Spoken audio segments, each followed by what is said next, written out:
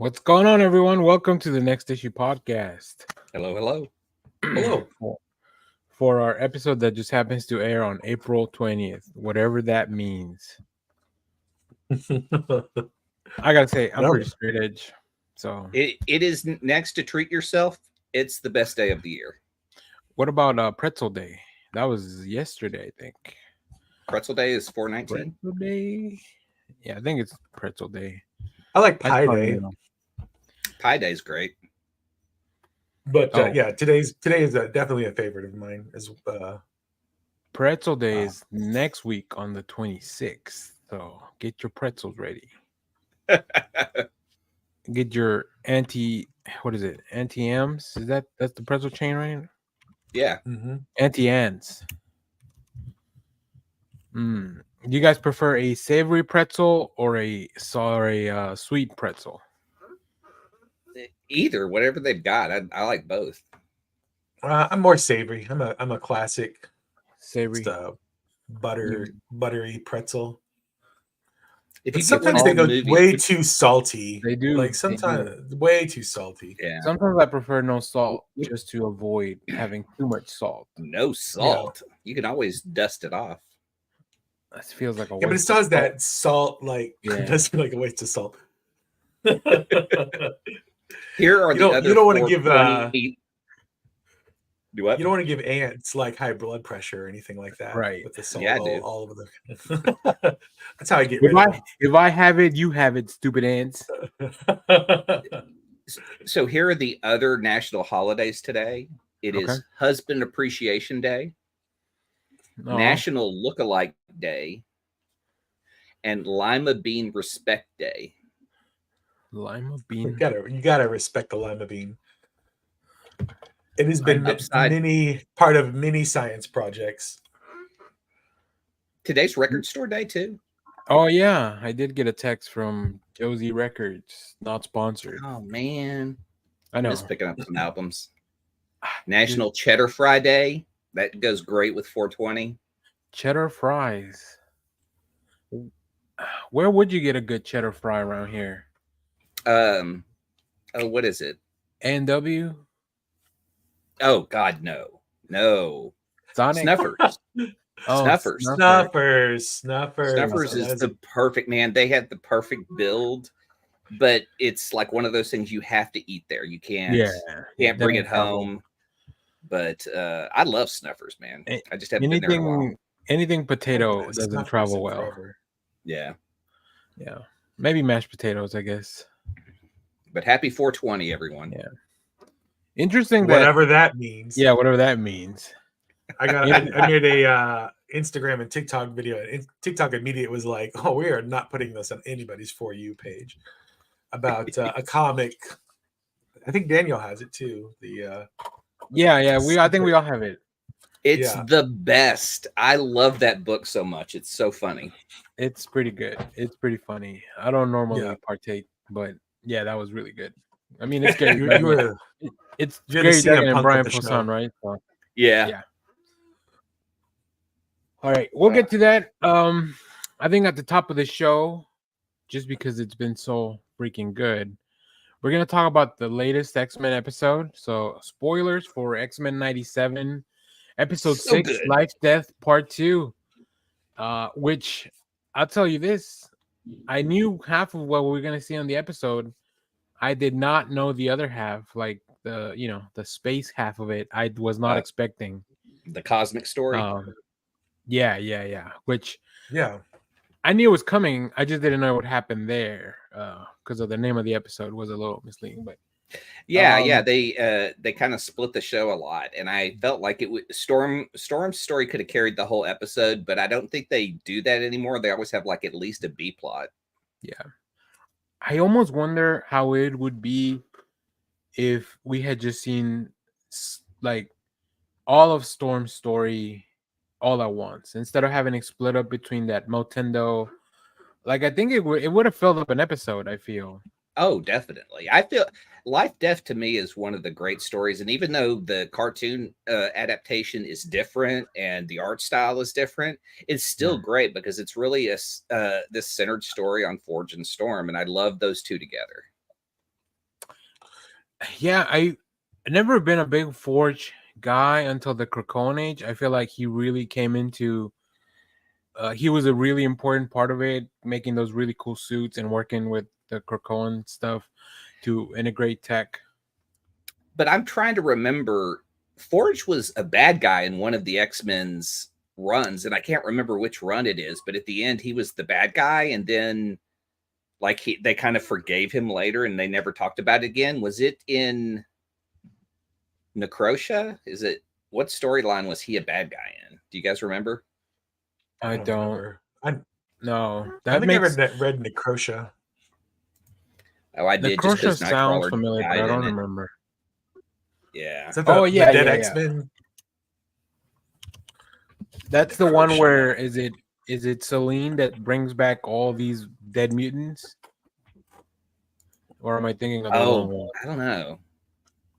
God, when you search for Forge, one of the top lines is the worst X-Man ever. No, that's not true. No, he's not the worst X-Man. He's not the worst. I do remember him having like a contentious relationship with the X-Men, like in the early 2000s or so. I distinctly remember a John Romita Jr. drawn issue where he's like gives them some tech and he's like, "Don't talk to me again" or whatever, and Nightcrawler is like, "But we used to be buddies," and he's like, "I hate the X-Men now." Well, Forge just says that the reader Xavier is a jerk. Xavier is a jerk. And then I went back and watched Days of Future Past, which has like the older Forge in it, and it has the classic Forge X-Men costume where he has like the tall moccasins on that are all yellow, which is weird because moccasins are typically made from like a tanned leather, but he has a very yellow boot. He figured it out. Huh? He figured it out. He knows how to get through problems. I guess he knows machines and tanning leather. He can color it. Well, because his mutant ability is just to problem solve, right? It just happens. Yeah, he's like super engineer or something like that. Yeah. So what's the difference between him and Cypher? Because Cypher can talk to machines. Talk to anything. Can talk any language.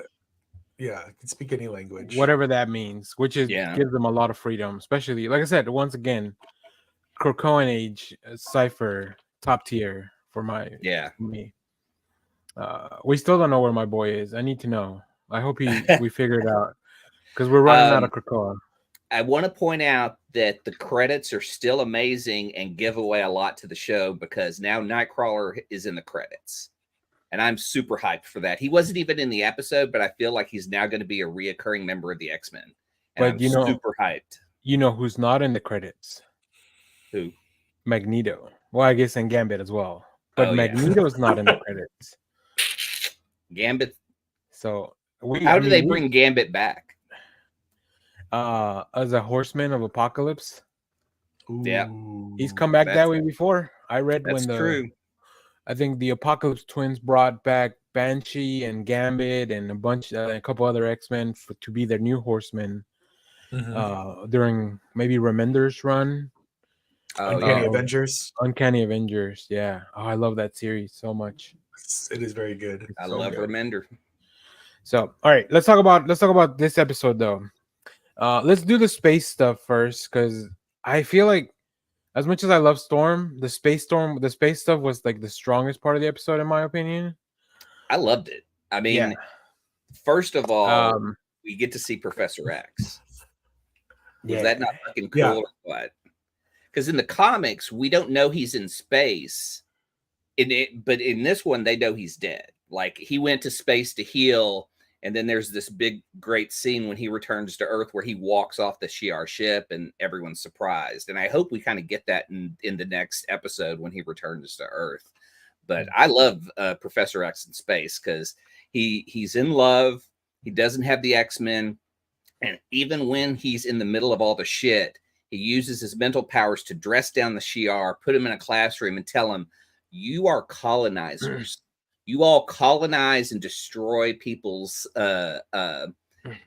history, and you make them bend to your will, and that's not right. And I was like, "Holy shit!" Like he's talking about America. Yeah, this show goes hard with the read in between the lines. Yes, super hard. Sassy Deathbird is my favorite character this week because she's just like Milky Way ghetto trash. Like she was all over. Like, and the amazing thing, we don't see her movement in the comics, so we don't know like her attacks as well. The visual of the way she moves in the animated show is amazing. I love how they captured that. I mean, I just love that when they took out Ronan and she had the stiletto like in his face. I would love to see that in live action. I mean, like bring down some of the big time baddies of the Kree and just stomp on them. Then, of course, Gladiator shows up. Vulcan is there. Vulcan. I think what's the name of isn't the guy that is a giant? He reminds me of somebody in the Thunderbolts, but I think they're different characters. Atlas. Yeah. Yeah, I don't think they're different Atlas, characters, yeah, right? They're different characters. Okay. Because they look exactly the same, like the costume, the headgear and everything. So, and then I don't know some of the other ones, like all the Space X-Men stuff has always kind of eluded me, even though I find it very interesting.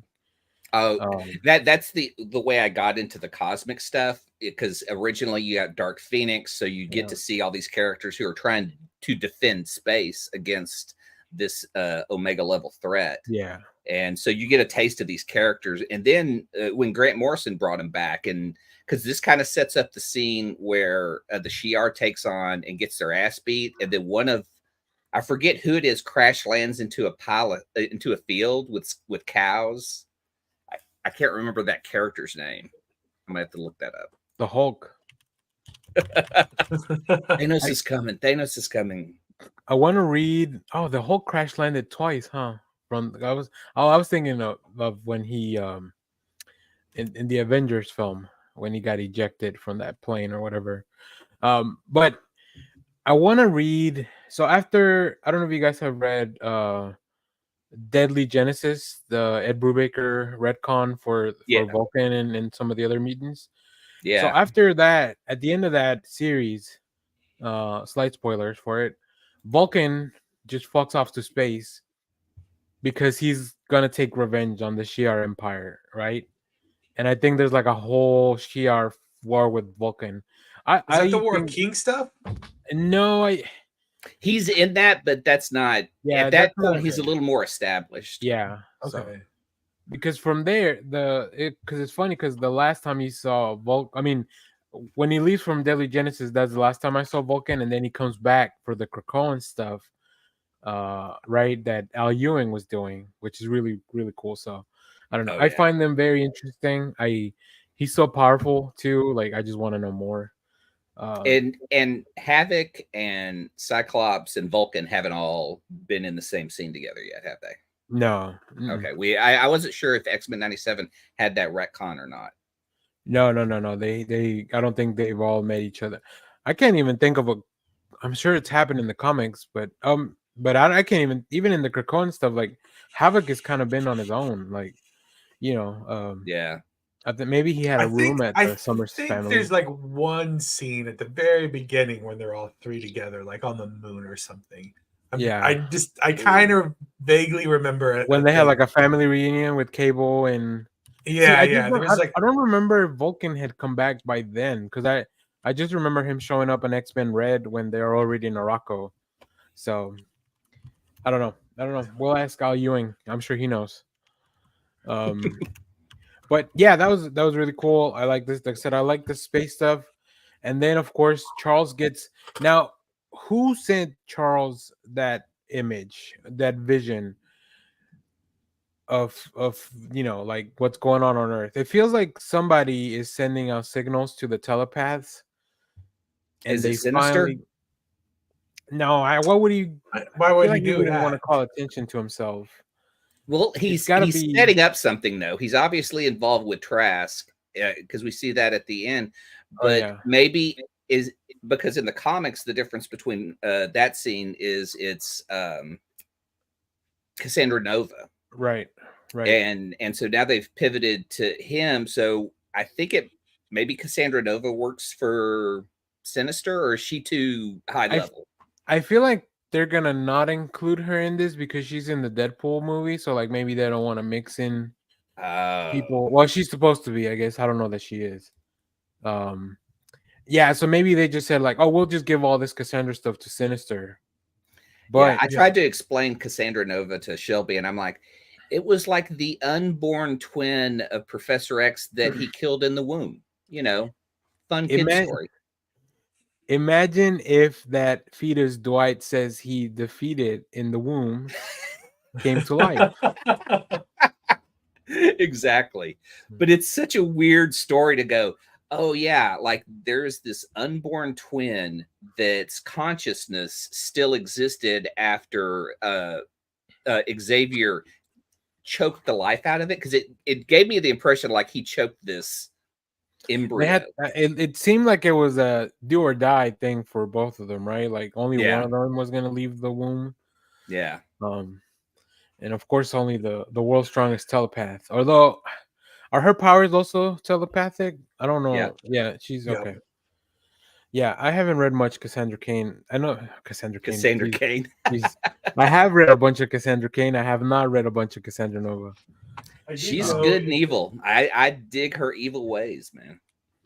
I did go and pull like a bunch of like reference, and I did get my E for Extinction books. I haven't flipped through them yet, but so I'm gonna figure out what's going on. Well, follow Jeff on TikTok so he can tell you all about those X-Men books and what to read. Yeah, exactly. You kids and your TikTok. Exactly. Which might be going away. They're doing another vote on it. Supposedly today, right? Yeah. So we'll see. The government works on Saturday. Only when they really want to take it to the American public. Exactly. No, they're organizing. I want to get mutant powers, build a Krakoa, and then just fuck off away from America. Obviously, all mutants invited. Ooh, you haven't read far enough. They won't leave you alone. Obviously. The AI is coming for you. That's right. Oh no. All right. Anything else on the space stuff? I thought that visual of Gambit skeleton turning into the skull. The skull was really cool. Very, very cool. The amazing part about all this is like this was a pretty dark episode, and it's like I don't think if this would have ever been in the original run. It's like way adult and it's very dark, and I dig that they're going for the dark stuff in this because they know that the people that are watching this were watching it back in the 90s. Yeah. Maybe some kids are watching it getting freaked out by a classroom of skeletons, but it gives you a little bit of history of Xavier. You know, one other thing I just thought I remembered I wanted to talk about. What's her name? Lilandra's relationship with Xavier is horny as fuck. Yeah, it is. Like they are into some kinky shit. They're having a conversation, and Xavier's like, "Do you think they think of me as your pet?" And then she kind of says like, "Would that be so bad?" And he's like, "No, I'm into it." Like that's kind of the context of it, and I'm like, "All right, Xavier, I see you now." Yeah, because we really don't have a history of like when was the last time Xavier was in a relationship. It was Moira McTaggart. Yeah, probably Moira. And that was some time ago. Do you think he made her wear feathers? Like he maybe just has a bird kink or something like that. What about because they're the bird people. First, yeah. So going back to the death bird fighting or death, like watching, like I've never thought of the Shi'ar as like intimidating because it's always been the Kree Skrulls and whatever, but like bird people can be violent. So yeah, it was pretty entertaining to watch them fight. I mean, they come from dinosaurs, so it makes sense that they'd be terrifying. Gladiator's so cool. I was looking in the background like they're not gonna put Kid Gladiator around here somewhere. That's what I was hoping for. Like I hope that there's a season where we do get this new class of mutant, and it includes Kid Gladiator and Quentin Quire. I want to see Quentin Quire and Brood. Yeah. A whole episode about Beak. Oh, if they do the story of Beak taking a bat to Beast. That one issue. Did you guys read that one? Yeah. I forget. I think it's Cassandra Nova takes over his mind and has him go into Beast's lab and just beat him with a bat, and it is amazing. Is this more Morrison stuff? Yeah. Oh, God, I really need to read Morrison's run, huh? I'm gonna go pull my book off the shelf in a minute and get these pages. Yeah. So that was really like it's really good. So all right, let's talk about life death. Now, I need you guys to fill me in on the adversary. I didn't want to look too much into it. I felt like that was maybe like the role of the Shadow King, and then maybe they conjured up this other character to take that. I don't know. It's all new for the cartoon. It's not in, like really life death in the comic. I mean, it's just these two people trying to figure out like, hey, you created weapons that took away who I am. And then it's Storm trying to realize who I am when I'm not a mutant. I mean, I've been a goddess, I've been a superhero, and now I'm just a human. I'm a joker. I'm a smoker. And that's where she's at, is like trying to figure it out with the guy she's in love with, but also the guy that made her this way. And it's a beautiful book because it's Barry Windsor Smith, and it's just one issue. And I recommend everyone just like get a digital copy, get a physical copy, buy a trade, because the visuals are so much, and I hate to say better than the cartoon, but there's this when you do a cartoon, you can't be very stylized with it. You can't switch from Art Adams to a Barry Windsor Smith to a John Byrne. You haven't watched enough anime, my friend. They do whatever the fuck they want. Well, I just love the Barry Windsor Smith stuff, and when they're in his apartment in Dallas, it is so cool looking. And I was like, are we going to see that in this episode? And they're like, let's go down into the mines. And I'm like, we're not going to see it at all. So even in his place, you're just in this dark bedroom where he's just like being sick. More kinky stuff, huh? I do like that the magic looks like MCU magic. Yes. And I don't think Forge used magic in the original Life Death, because it comes later where he gets into his heritage, and it's all like Native American indigenous magic. Right. Yeah, which I mean, I'm glad they're involving. I think him and Doom would make a formidable pair. Like Doom. Yeah.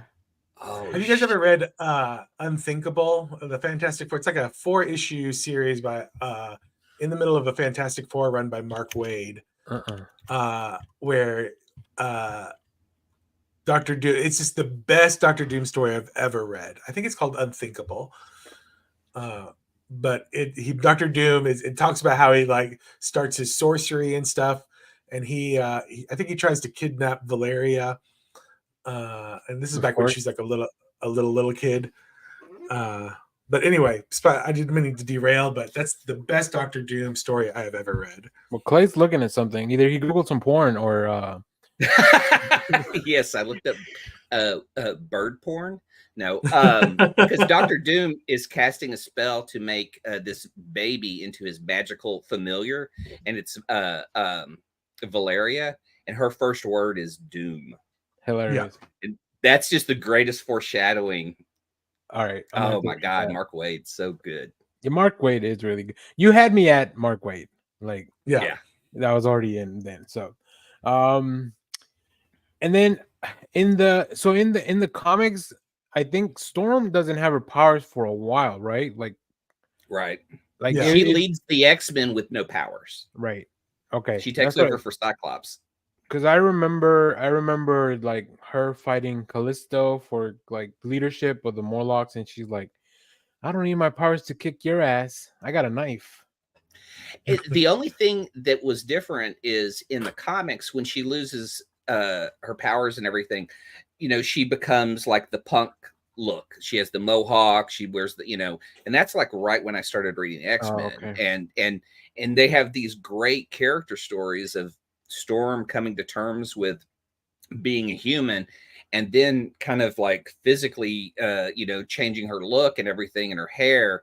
And Kitty, who's just joined the team, is just kind of like, I don't, she's kind of distancing herself because she's uncomfortable. And there's a whole issue where they just talk about it. And it's great. And that was like my first X-Men book. And it's always Storm trying to deal with it. And she's always been one of my favorites because she's had these kind of great conflicts. And that's what always bugged me is that we've never had an actor portray some of these great stories from Storm. We just get it in the cartoons. Like we get Halle Berry saying, what happens to a toad when it's struck by lightning. Like that's the deepest part of her character we ever get. And it's so dull. Like they never really gave her a chance to act. And I hope we get to see Life Death when it comes into the MCU. I did watch a little bit of the, I watch a lot of like YouTube watch alongs, and somebody was watching the X-Men, and I'd forgotten that Storm was in the science lab when Senator Kelly or whoever it is ends up dying as the mutant, like just bursts into water. Yeah. And then she's like, it's such a weird scene to think about, because then I'm like, well, who cleans that up? Is that like a she like get one of the students? It's just like, yeah, hey, we got to clean up on aisle 7 here. It's the senator. And then she just casually walks into the other room and she's like, oh, that guy's dead. Like, she's a very caring character. Like we see her in the first film where she has a bit of an African accent, and that's because she doesn't even talk that much, but she has that scene with Senator Kelly. In the second film, she has a great storyline with Nightcrawler, trying to understand why he would torture himself due to religion, and look where it's got him. But she's in a lot darker place, I think, in the second one, because she sees what religion has done to Nightcrawler, and she kind of wants to care for him because he seems like a good person. X2 still one of the best X-Men movies in the entire run. Yeah. Agreed. I do wanted to share a page that I found from the comics where Wolverine gives Storm a haircut. I love the Mohawk look, but I did love seeing her in her original costume flying around at the end of the episode. Yeah. Like that is something we've never gotten in the films or in the comic come to life. That was her original costume, because in the 97 series, she always wore the Jim Lee costume. Yeah. But this is like the OG Storm costume, and I love it. I just wish she kept the Mohawk. How long do you think it took Wolverine to do that haircut? I feel like he's leaving a lot of money on the table as a hairstylist. I just saw one panel say snicked, so maybe he's really I mean, that was like up against the skin. Like he did a great job, not with no cuts or anything. He's the best at what he does. And stylizing is what he does. Welcome to Patch's Barbershop. He should open up. Do you guys remember the sequence in Edward Scissorhands? Yes, where he starts cutting the 100%. That's what Wolverine. That should be his side hustle. That's what I want to see in my. I want to see that in my X-Men movies, where they have to get side hustles because the economy's so bad and Xavier's not around to they got to keep the doors open to the school, but there's people protesting about schools and what they're learning in there. That's what I want in my X-Men. I want Wolverine to have a butcher and barber shop, so he uses his claws to cut meat and cut hair. One of the 4 horse persons of Apocalypse used to be Famine, was a mutant who would touch you and you would like just be hungry and get super thin or whatever. Yeah. And I was like, she's leaving so much money on the table just of like opening up a lose weight clinic kind of thing. Right. You go in, you pay however much you want to charge. Honestly, she touches you for 30 seconds. You walk out like looking amazing, Forget Ozempic. Go see Famine. Forget Ozempic. Yeah. Go see Famine. 100%. What if Ozempic is what's turning people into mutants? Maybe that's how it starts. They put something in it. All right. Yeah, I mean, I love Storm's magical girl transformation, that somehow her regaining her powers grew her hair back out. She went through incredible trauma. That's what I'm trying to figure out too, is her being in that closed space gave her such trauma that she wanted out, that she brought her powers back out. Well, I think in the episode they make it seem like Forge's machine worked, it was her own mental block that still didn't let her release the powers, right? But it wasn't. It was definitely both things, right? The machine definitely worked because obviously Forge made it. Yeah. And then her finally dealing with like everything that she went through. So, yeah, really, really good episode. That's always got to be one of my superhero phobias: is the people who fly and swing through the city, losing their power and then just falling, like seeing Storm just fall from the sky, or when Peter runs out of webbing. I think the Marvels did it really well, right? Because that was a good scene. Yeah, she could either hold on to Kamala or she could like fly. You can't do both. So there was a lot of that was really good. Go watch the Marvels. It's a really fun movie. I loved it. I was a fan. Cool. All right, let's get into what we got a lot of stuff to talk about today. So let's see if we can get through everything. Because I definitely want to talk about the trailer you put on there, Jeff. I haven't seen it actually. But we're gonna do it at the end because Paramount's really bad about copyright, so they might take down the stream. So I'll just save it till the end. But there's another trailer I want to watch. Yeah, they're the worst. It's like they don't want subscribers. It's like they don't want people to talk about their stuff. Like I understand. I'm not gonna put up a full movie, but let me watch this trailer on my channel. All right. Yeah, trailer reaction. One trailer reaction. That's right. I will tell you the power just flickered at my place because of the giant storm. So same. Let's see what happens. I keep if you see me freezing up on the screen, it's because I don't know. There's storm got her powers back, so she is lightning. That's right. I like that moment. That was cool. Good line. That was such a good line. Okay. Let me kick things off with previously on. I've been watching a lot of stuff, and this weekend there are 4 films that came out that I want to watch. And I'm gonna talk about the ones I haven't seen yet. So I want to watch Guy Ritchie's Ministry of Ungentlemanly Warfare. And then I also want to watch Abigail, the little girl Dracula movie. Also, for anybody that watches anime, Spy Family Code White is out in theaters this weekend, or I guess sometime like this month, but it definitely started this weekend. And I like Spy Family, but the one I was able to watch, and I'll do a full review later, was Rebel Moon Part 2, The Scargiver. This is the second half of Zack Snyder's Star Wars story. It's fine. It just like the first one was. It's fine. Give me 1 second. You guys, somebody else talk. Well, in about 3 or 4 years, maybe he'll release Zack Snyder Rebel Moon, the Zack Snyder cut, Snyder version. Because he just gotta keep Zack Snydering. It's not as fun when he's not here. A buddy of mine sent me a review that I'm gonna try to post because he watched the first one and he was like, I don't know why I watched this. Like I put it on and it just kept getting worse. And then I finished it and it was just like, oh, thank God it's over.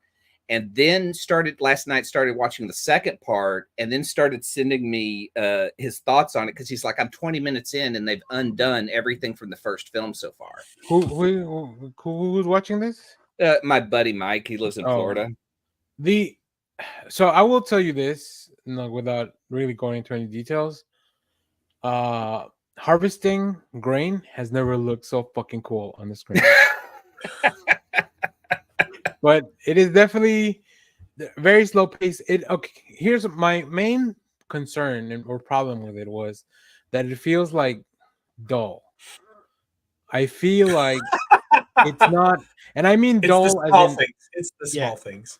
It's dull as in like Zack Snyder usually goes for it. Like when he does shit, like he just does shit, right? He goes for it, and it's insane usually. But this one felt like it was a little bit more reined in.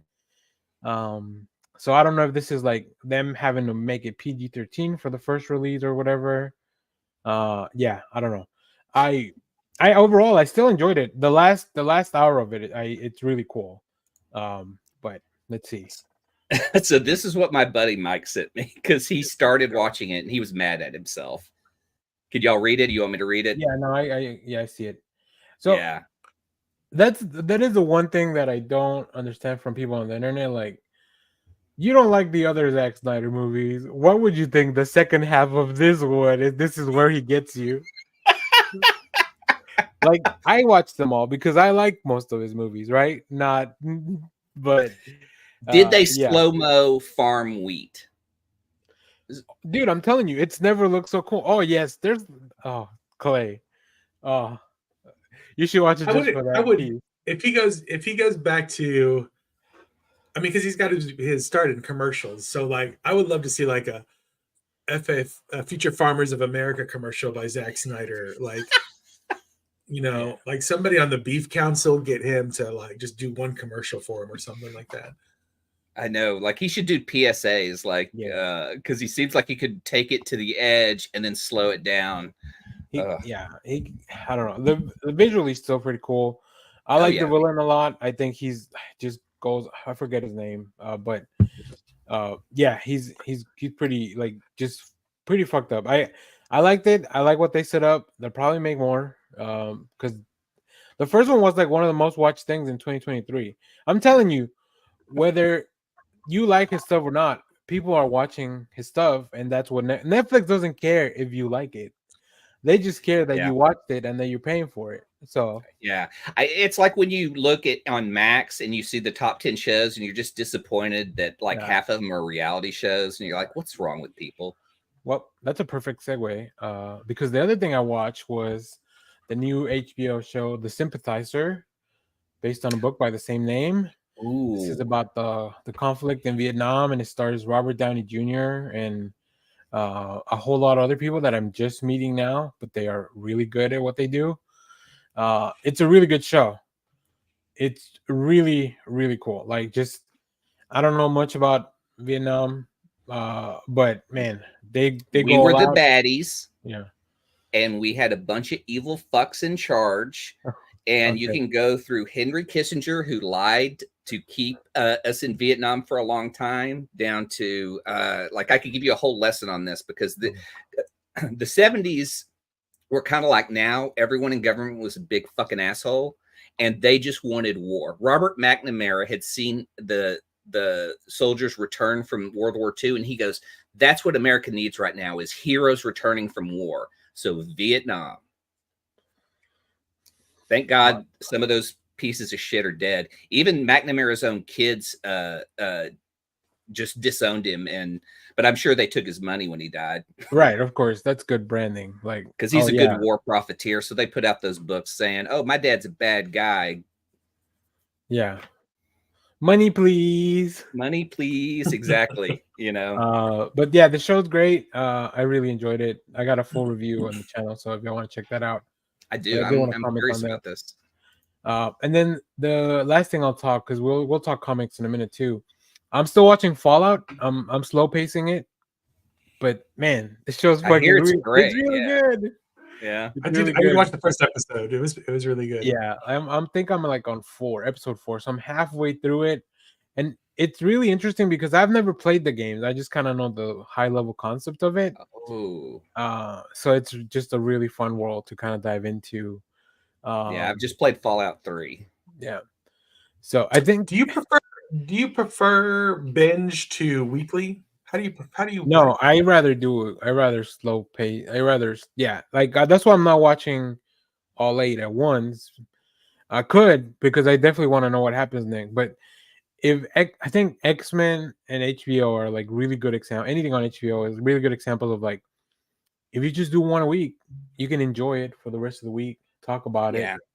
I do like kind of savoring an episode when it's really, really good. Oh, interesting. Mm-hmm. Carlos says, I saw the first 20 minutes and got bored of Fallout. Carlos, I would recommend you try it again, because the first episode definitely is a lot of setup. So I would, but like I said, because I didn't know any of it, because I had never played the games, it was all very interesting to me. And then, I mean, Walton Goggins is in the show, so like, and Ella Purnell is really good too. Like, she's one of our other protagonists. Kyle MacLachlan is great. Yeah, that's wild casting. You know, the name of her character is Lucy McLean. Is it? Yeah. It's not spelled the same, but I was like, is this this has to be a Die Hard, like, not right? Like, there's no way it's not. They talked to Bruce about this. Yeah. So yeah. There anyways. And then the last thing I'll mention, um Taylor Swift dropped an album yesterday. It's really good. Apparently her music video's out because my brother just texted me, and from what I saw online, two of the actors from the Dead Poet Society film are reprising the roles for the music video. I know one of the actors. So yeah. So I'm gonna probably check that out after we finish the show.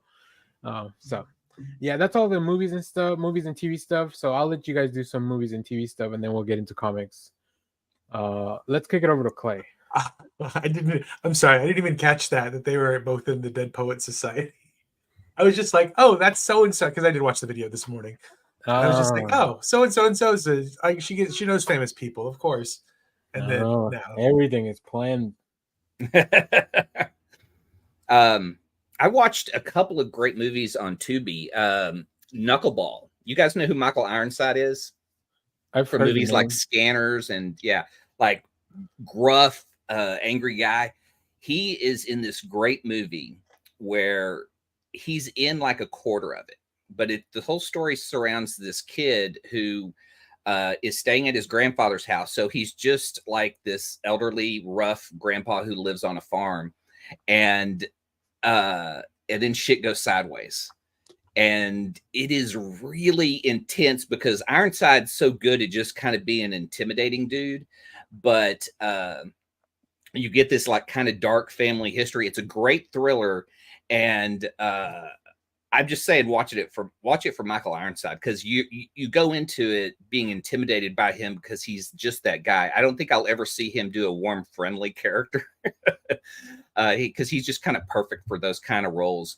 But there is a scene where this kid is kind of fighting off this guy that's trying to get into their house, and he does the most evil Kevin McAllister Home Alone trick I've ever seen, and that's worth watching it too. So, great thriller called Knuckleball. It's a weird title. Was Michael Ironside also a hard ass in Major Pain? Yes. Major Pain. I forgot about that. I was just looking through his filmography. He was in Nobody, in Starship Troopers, and that I still need to watch. Starship Troopers should be the biggest. That and Scanners are his two big roles, I think. Yeah, I still need to watch that Blackberry movie. I haven't seen that either. The next movie I watched is like from 2011 called Enter Nowhere, where it is like, if you ever think about like, I'd love to make a movie, but I don't have the money or the budget or everything. This is an amazing movie with like a pretty decent cast. Scott Eastwood, not a great actor, but this is probably the best thing I've ever seen him in, because it's just a handful of characters who somehow have ended up in a shack in the woods, and they can't escape. Like every time they go, they end up in the same shack, and so trying to get out, and they don't know. It's almost like if you like shows like Lost, where you're trying to figure out the puzzle of why are these people trapped here and why can't they get out. I recommend it because it was kind of a great twist at the end. It's called Enter Nowhere, free on Tubi, worth an hour and a half of your time. The rest of the movies I watched were old movies I kind of enjoyed. Band of the Hand was a Michael Mann production from the 80s that I loved as a kid, and rewatching it now, I'm like going, this is the silliest fucking movie. Because it's about a dude who's a parole officer who takes these, delinquents out into the woods of the Florida Everglades to like make them tough and trust each other and become the band of the hand, and so when they're rehabilitated, they come back and take down a cocaine drug lord played by James Remar James Remar's fucking great and everything. So just him being a bad guy and just the Michael Mann atmosphere, I love it just for that. And it's got some wild casting. Lawrence Fishburne, really young, playing a pimp and drug lord with a wild ass haircut. Fun movie. The next two movies I watched are apocalyptic movies filmed in Texas. Idiocracy and Logan's Run. Idiocracy, everyone's seen it. They know that we're living in it right now. Great movie. I still wish they would do a great DVD that had deleted scenes in it. Because you guys know my buddy Mark Ramsey. Yeah. He says he filmed a scene. There's a scene that takes place like in a toilet plumbing scene that he was like supposed to be in, but the suit they got him didn't fit. And you can see in the movie, there's like one scene that's like really short. And so I'd love to see those deleted scenes to see if he's really in it, because that would just be great. Because I don't think there's a lot of DVD releases that have a lot on it of Idiocracy. No. Yeah. I'm surprised they don't just keep reprinting that movie. Like, yeah. Logan's Run was filmed in Dallas, and a lot of it in the underground tunnels. If you guys have ever been down to the tunnels, there, they just like you can see it in the film and how they kind of cornered it off. There's a lot of escalators in the future, which is weird. For people that don't live in Dallas, we have Morlock tunnels in downtown Dallas. Yeah, you can go underground where there's shopping and air conditioning. But Dallas doesn't like people not on the streets, so they basically shut it down. So there's not a lot down there anymore. There's a few restaurants. I think that and COVID really fucking took it to the tunnels. Yeah, the tunnels would have been a great thing, because then you could kind of get around Dallas without going outside at all. Yeah, but it's fucking hot. Yeah, it's fucking hot here, and it's going to be hot this summer.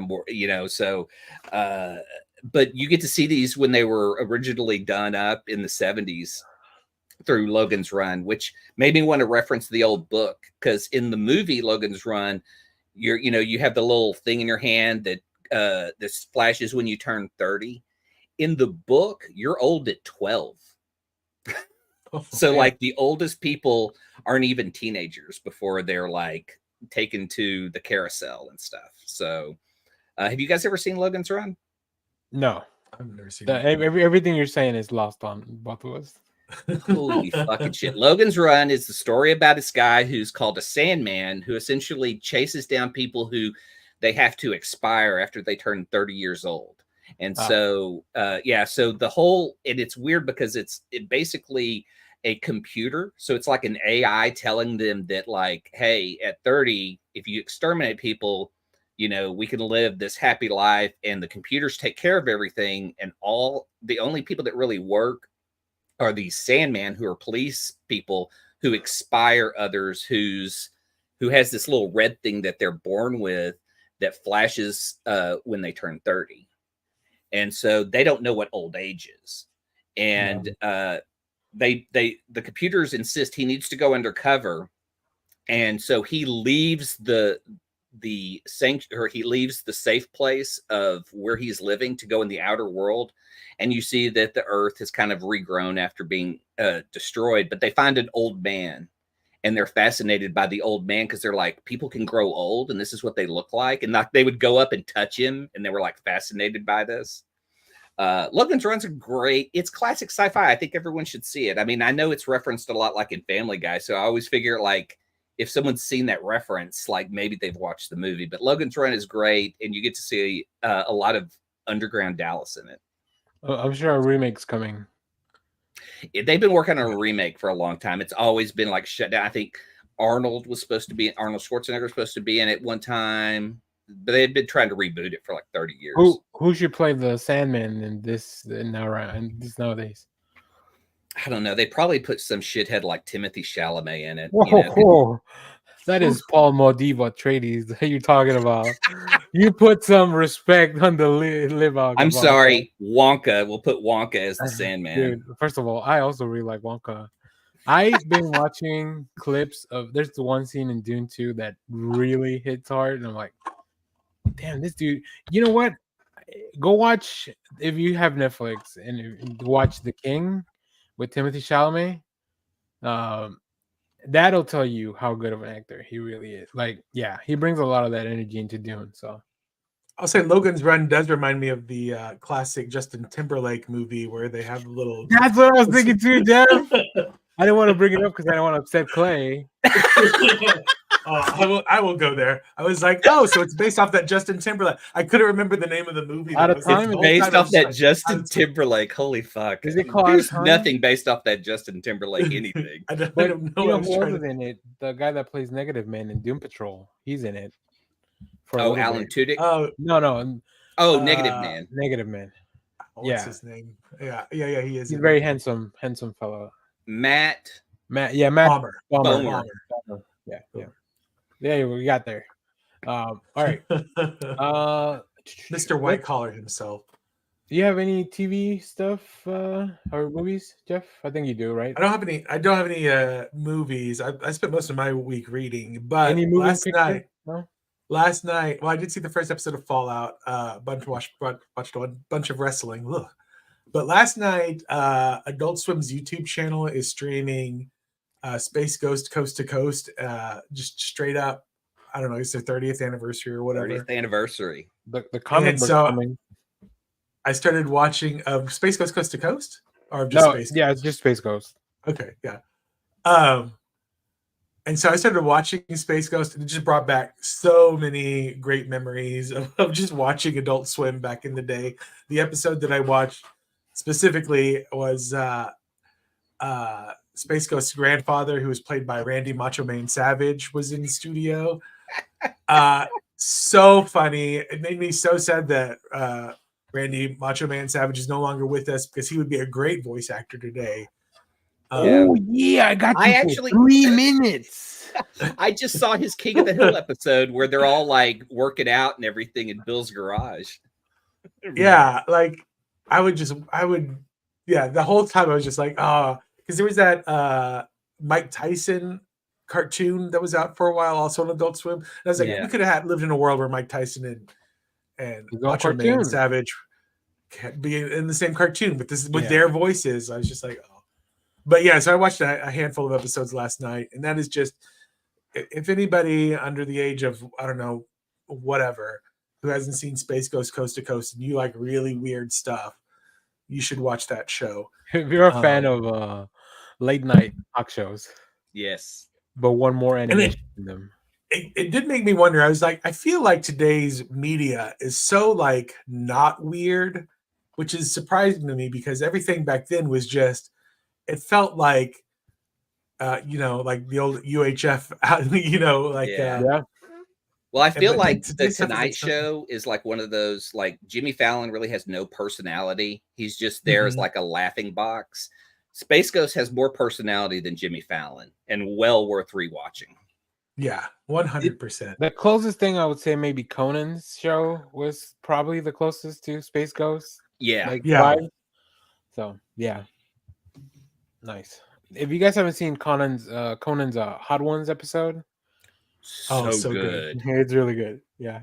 So, all right. Well, then let's pivot into comics, Jeff, and then we can talk about comics. So I picked up these old Rawhide Kids. Have you guys ever read Rawhide Kid? Yes. My wife's been reading them. This is a little 5-issue miniseries written by, I think his name is Ron Zimmerman, who used to be a writer for Howard Stern. Beautiful artwork by Severin. I can't remember his first name. Very tongue-in-cheek, kind of silly. They turned the Rawhide Kid is gay in this. So it's there's some dicey stuff. It does not age very well. But overall, it's not terrible. It's nothing. It's not like going back and watching like Clerks or anything like that. But Clerks is great. There are times when I watch Clerks, especially Clerks 2, where I'm just like, oh, you could not get away with this today at all. It's not anywhere that bad. But the artwork is beautiful. The mayor of the town is drawn to look exactly like George Bush. So there's some very political. Senior or junior? Junior. Okay. Junior. I think it was from 2003. Oh, that makes sense. Yeah. I also went back and reread Joel Jones' Lady Killer. Yeah. Ooh, yeah. The first part. Beautiful book. Beautiful artwork. Yeah. Love it. So if you guys have anybody out there who's not read Lady Killer, follows like a 1950s housewife who is also an assassin. Talks a lot about gender roles and just like the stuff that happened, feminism in the 50s. Also, just beautiful artwork and bloody as hell. Yeah. Very similar vibes to, since you talked about that, a book that came out this week, Wonder Woman. Right? Yeah. Thematically interesting, very interestingly linked to that Lady Killer's book. Wait, I love why the is cover. yours so much darker? Yeah, is that second print? It can be. It just came out. Why are they so different? No. Is it just your lighting, maybe? Oh, maybe. I think it might be just my lighting. Okay. That's okay. Yeah, I think it's just my lighting. Okay. Because look, that's the opening panel of. Oh God, Look, that looks pull up the Lady Killers cover. Yeah, again. the Lady Killer. Oh, let me see here. Yeah. I mean, come on, look at that. I think that Wonder Woman cover might be an iconic cover that may stick around for a while. I like that. I don't think I've seen her tied up like that. Oh, there's a lot. Yeah, it kind of like I mean, it's a nod to what happens in the story, but also very much like the William Morris, however you say the creator's name, that he was big into bondage as a real person. I love the dark side of Wonder Woman. This is a great issue, though. I did also put this on my list of things to talk about. Again, there's another great story in the back with John and Damien. I love it. And Trinity. So good. What else did I read? Helen of Windhorn. I'll talk about that too, real quick. More Tom King. Look at that. She's a samurai. She's a samurai. This Helen of Windhorn's awesome. I love Mateus. Tom King. Billiquist Evely's artwork, and I don't know where this story's quite going yet. I mean, you get an idea that they're going off to some magical land, but it's Tom King, so it's Wonder Woman, but sad. It's Wonder Woman, but sad. That's every Tom King book. There's also a little reminiscent of Deviant. It kind of has the same setup as Deviant, where it's about a writer talking about somebody else's story a little bit. So it's kind of interesting. Right. Yeah. Yeah, I picked up the one with the gold letters. Oh. Yeah, he had like 3 books drop. I put a reel on her channel and he shared it and it got a lot of views for that. So Tom King followed me on Instagram. No Tom big King, deal. friend of the show. I'm trying to get him on. What else, Jeff? We got a lot of the same books, so if you want to talk through, we can just talk through both. All right, sweet. Titans number 10. Not that one, but yeah, talk about it. I'll talk about it. So have you guys caught up? Are you reading Titans? Are we reading Titans? No. No. Okay. That's Tom Taylor's doing a great job here. Raven has been taken over by her evil sister. And they're setting up. We're about to see. I think Tom Taylor is about to put both Titans and Nightwing through the ringer because he spent a lot of time, the first on both arcs, kind of building them up. We can also talk about. I'm sure this is on your list. What covers did you get? Did you get all the different covers? Just this one. Oh, just that one. I wish I had gotten the winged cover, the old. I wanted more, but this was a big week for me. So yeah, it was a lot. It was a lot that came out this week. How did you feel about the interior art of this Nightwing issue? I like both artists. Different artists. I like both of them. It feels definitely very.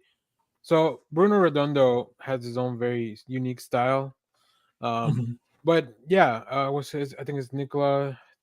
I don't remember the name of the artist, but yeah, I like it. It's very dynamic. It definitely does feel very different.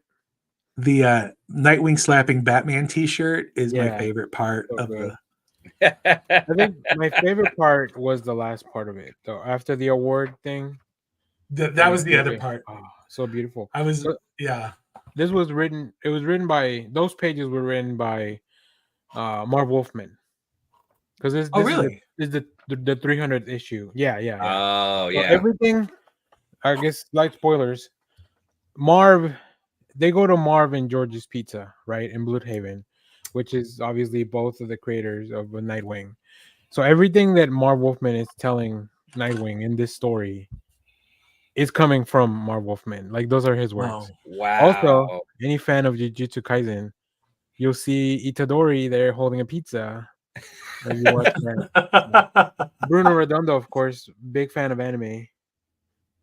So yeah, it was a great issue. It was beautiful. These last few pages, I was like, "You gonna make me cry again?" Yeah, that was but when I was reading it, I was like, oh, my favorite part of this book so far is the Nightwing slapping Batman shirt. But then when you get to the tribute at the end, especially you see the picture of George Perez, picture of George hanging on the restaurant on the wall. Yeah. One of the greats. Yes. Superman number 13. Did you read that? House of Brainiac number 2. Yes. We get a bit of a fight between Lobo and Superman. Yeah. It's always fun to see those two together. So it's this one, and then you keep going, Jeff. I'm gonna look for something here. Okay. So Brainiac has attacked Earth and has kidnapped a bunch of superheroes. Brainiac's got some kind of big plan. We don't know what it is yet. But he involves what is Lobo's people called? The Caesarians? The Zarzians. Whoa. Caesarians. So and Superman, they connect together, yeah. So it looks like it's gonna, and it's taking place over the next 3 months. So Lobo's like, there's more of me? What the fuck is going on? Yeah.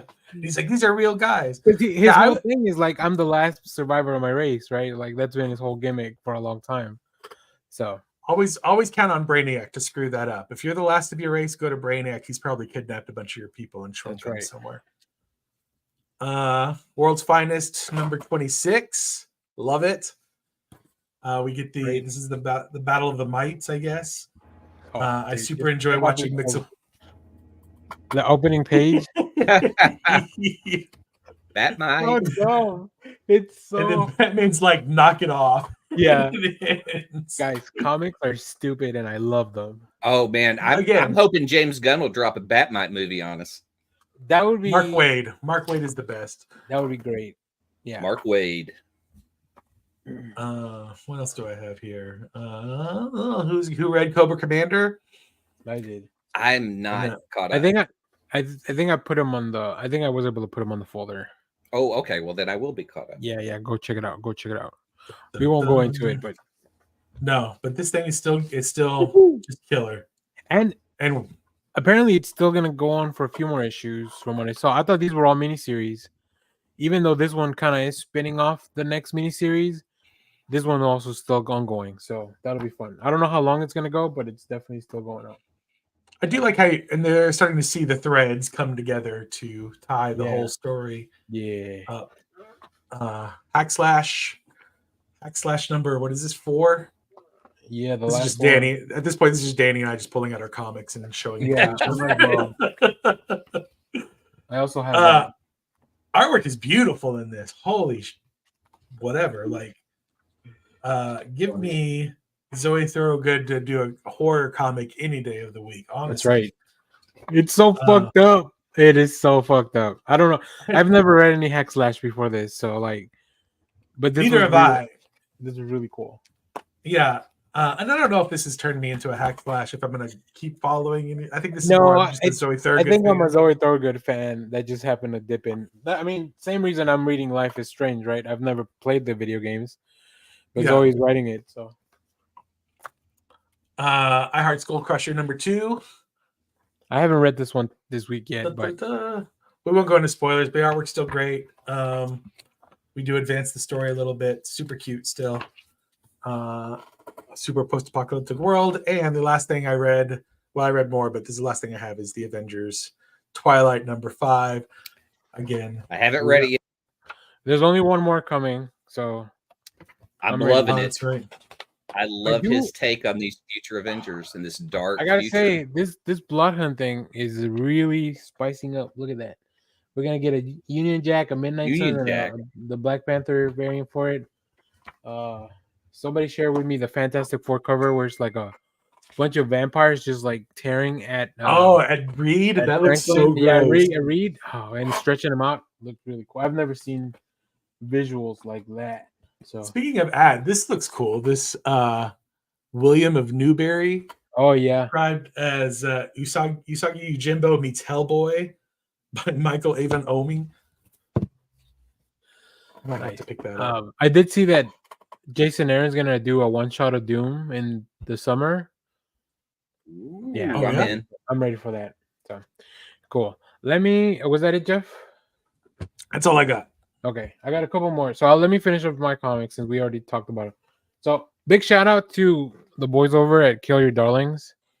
Like they nailed it. Like their final issue was fantastic. Like definitely one of my favorite series I've ever read. I can't wait. I'll have to get a trade. Yeah, the trade's coming out in the summer. We should have all the review copies too, Clay. But yeah, if you can go support these guys, for the writers. I only saw like 2 review copies. No, I'll go back and check. But yeah, for Ethan and Griffin, like this is their first comic book, and it's just really good. And then really? Bob Quinn, Bob Quinn's just really good at doing comics, so like he really nailed it. So yeah. Real quick, Animal Pound number 3, the third Tom King book of the trilogy for this week. This is a really good episode. This is a really good issue. I finally I keep seeing every time I read this book, I'm like, oh, that's what Tom King's trying to go. Like, this is where you're going, Tom. I really love it. So, and then I picked up Fall of the House of X number 4. Yeah. This is once again really good. I won't go into spoilers, but man, they are really gearing up for this finale. And then I'm really enjoying it. I wish it were moving a little bit faster. I mean, I guess I don't want it to end fast sooner, but I'm just like nothing. Yeah, it's all action, but nothing's happening. The last book I picked up was Ultimate Black Panther 3. This is the design variant. Everything in the Ultimate Universe is just really good. Like there's just no ifs, ands, or buts about it. So keep it going. I think they dropped a little trailer for the Ultimates book that's going to come out later on. So I'm very excited for that as well.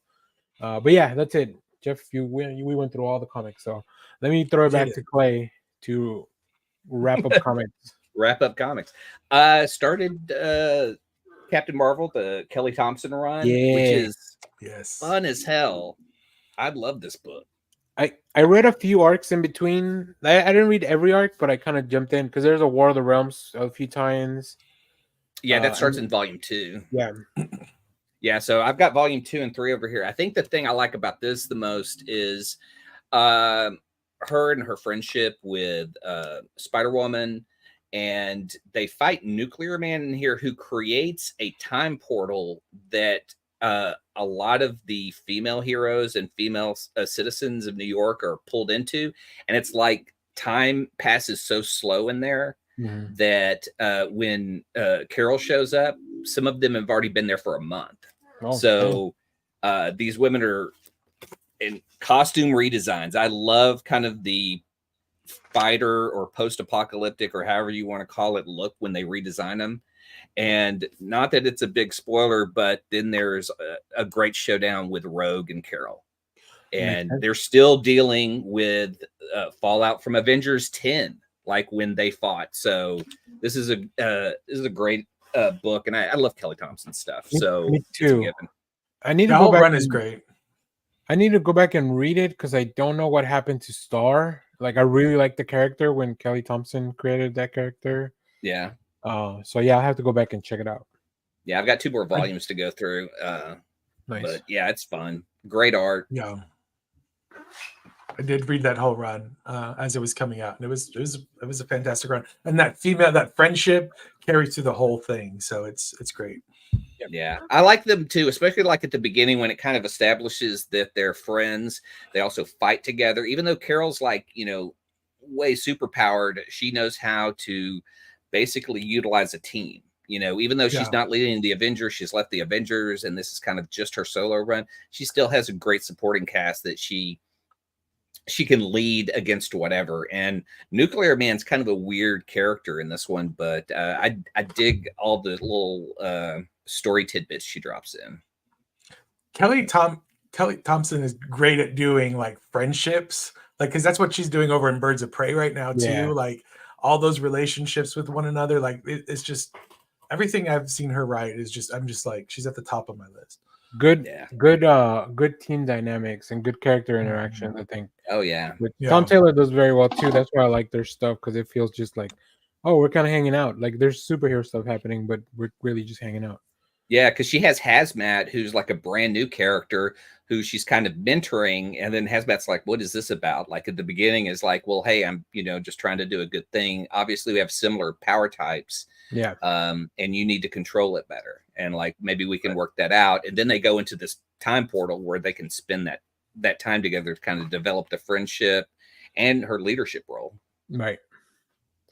Cool. All right. What else, Clay? I know you had a few things you wanted to show us. Yeah. I talk about my wife, Shelby, works at Half Price Books and comes across some really cool stuff. These are some convention programs that showed up at Half Price Books. Now, one from 2004, is cool because we're seeing like, Halle Berry's here. This is the beginning of the Hollywoodization of Comic-Con. This is when the movies really, because I went in 97 and it was truly like comic based. There wasn't that many movie things, but like this is when the tide turned and it became more of Hollywood Comic-Con. But it's got great stuff in here because you just kind of go back to like, you're living in the second decade of Image. You've got all kinds of cool reference points at the time. Of course, Stan the Man was there. But this is the fascinating one. This is a Space 1999 convention from 1979 that I go, this is pre-internet. And so they would put out this booklet that not only had stuff about their convention, but details about like their fandom. So because you didn't have the internet, so like their patches that they would collect that go on the costumes that they would cosplay, just all kinds of details. When you don't have the internet and the only thing you have is your fandom, sometimes your convention book would be filled with details of stuff that you would normally search for on like a fan site or Wikipedia. This even has like a script from one of the episodes in here as like a fan treat. But this is fascinating because it's from 1979 and Shelby looked it up and they had documented the whole history of this fandom of Space 1999. And even at the time, how the fandom had split up and there was a group of two people who went a separate way because they didn't like the fandom that was happening here. So even those little weird tidbits about like fandoms, not getting along and how we get conventions out of it are kind of great. But like I didn't realize there was that many fans of Space 1999. But as of 1979, the amount of sci-fi on TV was like nothing. So I love the hardcore fans who did this. And the best thing in the back is these credits of like everyone that ran like a part of the convention or part of the fandom. There is a guy who is credited as the main computer editor because you can obviously see this was like printed on a dot matrix printer and then copied and Xeroxed and stapled together. Old for younger viewer is great. Yeah. For younger viewers, AI. The color hadn't been invented in 1979 yet, so yes, even humans were just black and white. Right. Which doesn't make that's why the country was so racist, because it was either black or white. That's it. And that's where racism comes from. And that's where racism comes from. I gave away one of my Atari 2600s to a friend of mine. Her son collects consoles, and so I had like two Ataris sitting around. Bro. And no, you got that Atari money. Yeah, I got that Atari money, and the kid was like, "I don't understand. There's a switch on here that says BW and color. What is that for?" And it was when you would hook up to a black and white TV or a color TV, you would have to switch it on there. Did you have to give him one of those little old things that you would have to switch between UHF, the little switch? Oh, I don't have one of those. Like he was going to have to find out that and a CRTV to hook it up to.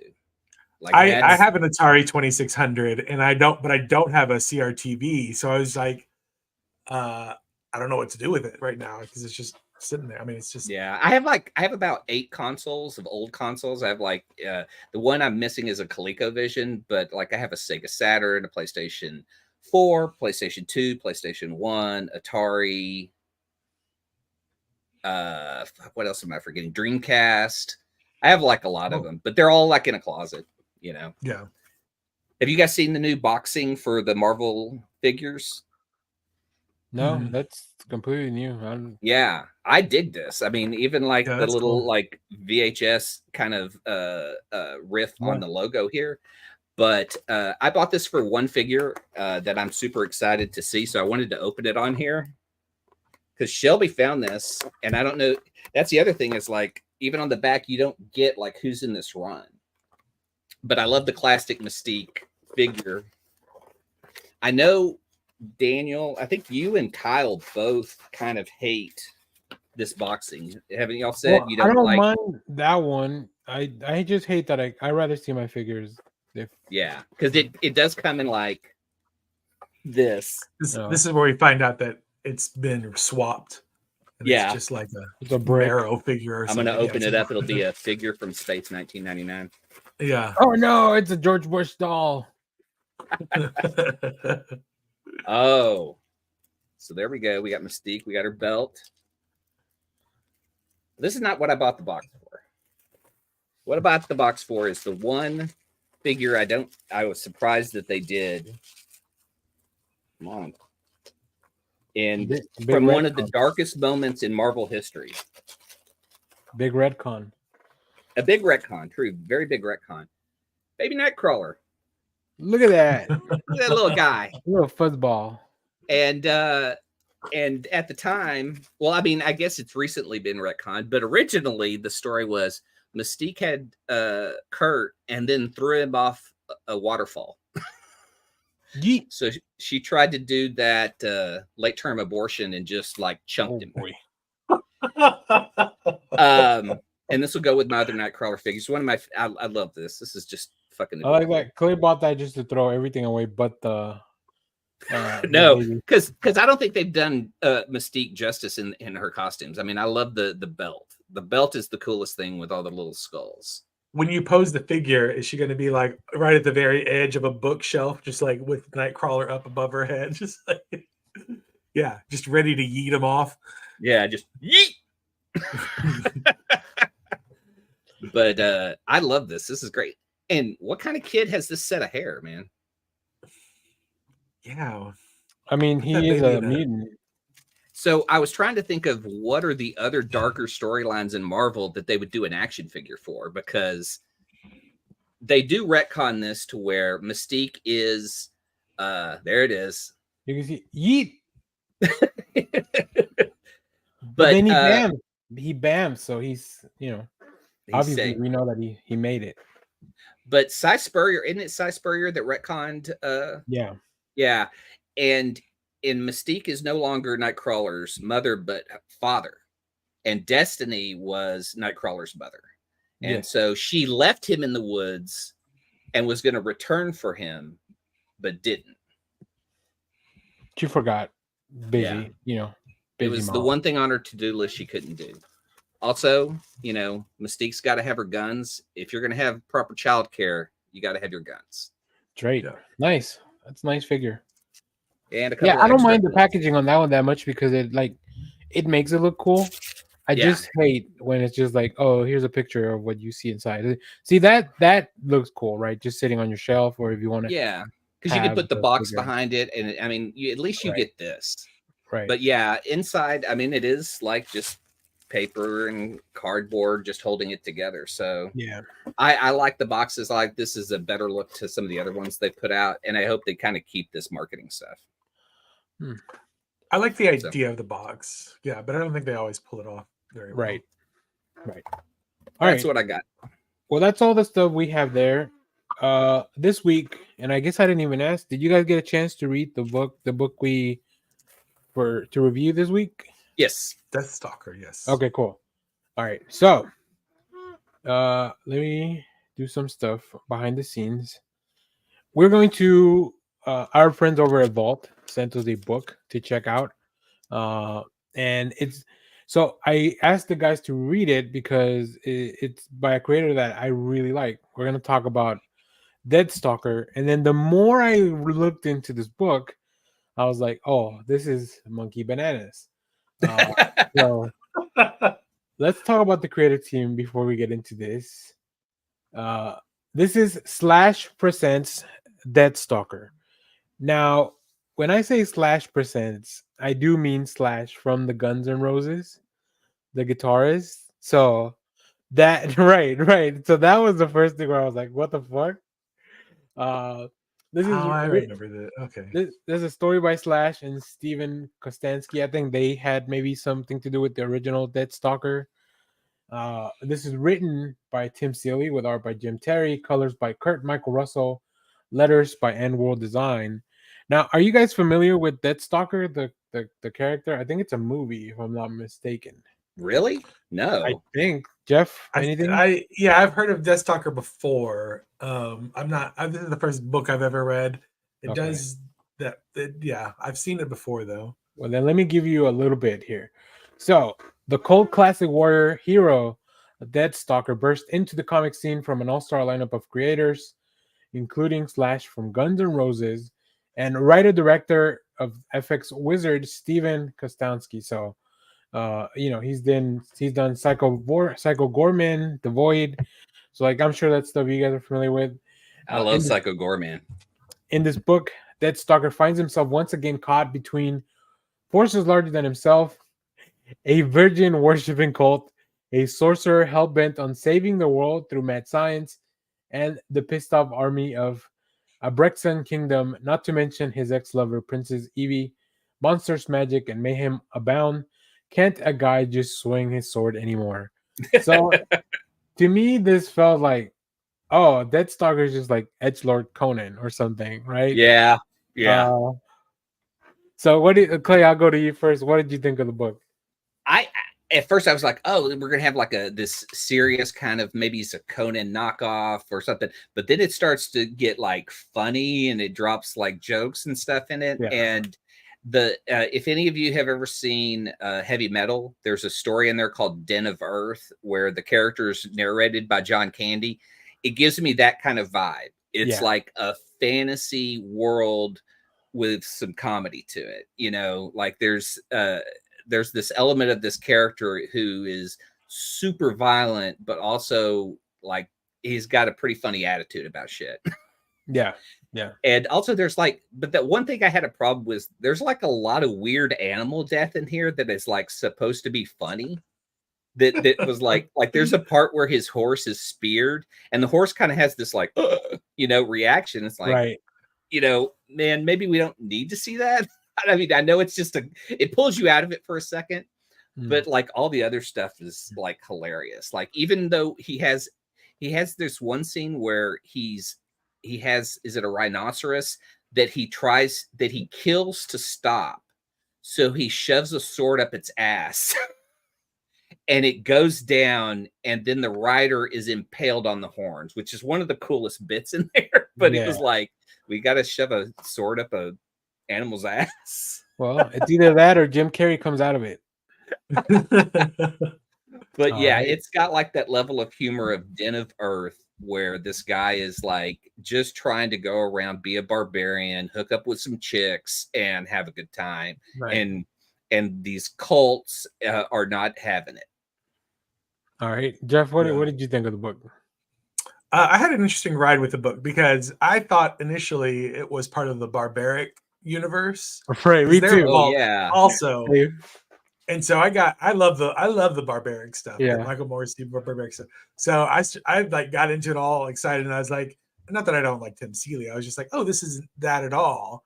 So as I was reading it, my brain was like, this is not what I was expecting it was, even though it's kind of in the same vein. Right. ironically, the thing that got me into it was when the horse got killed, like in such a graphic way. And then I was like, okay, well, I actually, honestly, to be honest, I enjoy Barbaric a little bit more, but I can see where they kind of occupy different lanes though. So, but then when I got to the end and I saw that there is a Deathstalker versus Barbaric book at some point in the future that they've advertised. Oh, nice. Now I'm 100% in. I enjoyed the book. It's a little bit bawdier than like what Barbaric is, I think. Yeah. Oh yeah. So it's not quite my cup of tea. It wasn't quite as fun as I find Barbaric to be, but I enjoyed it. Yeah, I'm on the same boat as Jeff, pretty much. Like, there's a lot of aspects of the book that I think like, oh, this is funny, or like this is gross and gnarly, and I mean, like I said, I saw Team Silly's name and I was like, okay, we're in for a ride, right? Yeah. There's a lot of dong in this book that I was not expecting. This is dong heavy. This is so dong heavy. If you thought Watchmen had a lot of dong, you haven't read Deathstalker. There's even a panel. That should be the quote. That should be the quote for us from the book. More dong than Watchmen.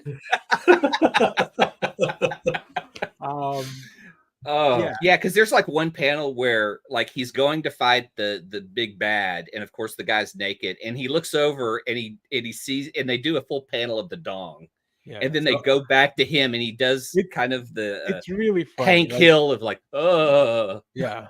So, I do have some preview art here, and I had to censor part of it for you too.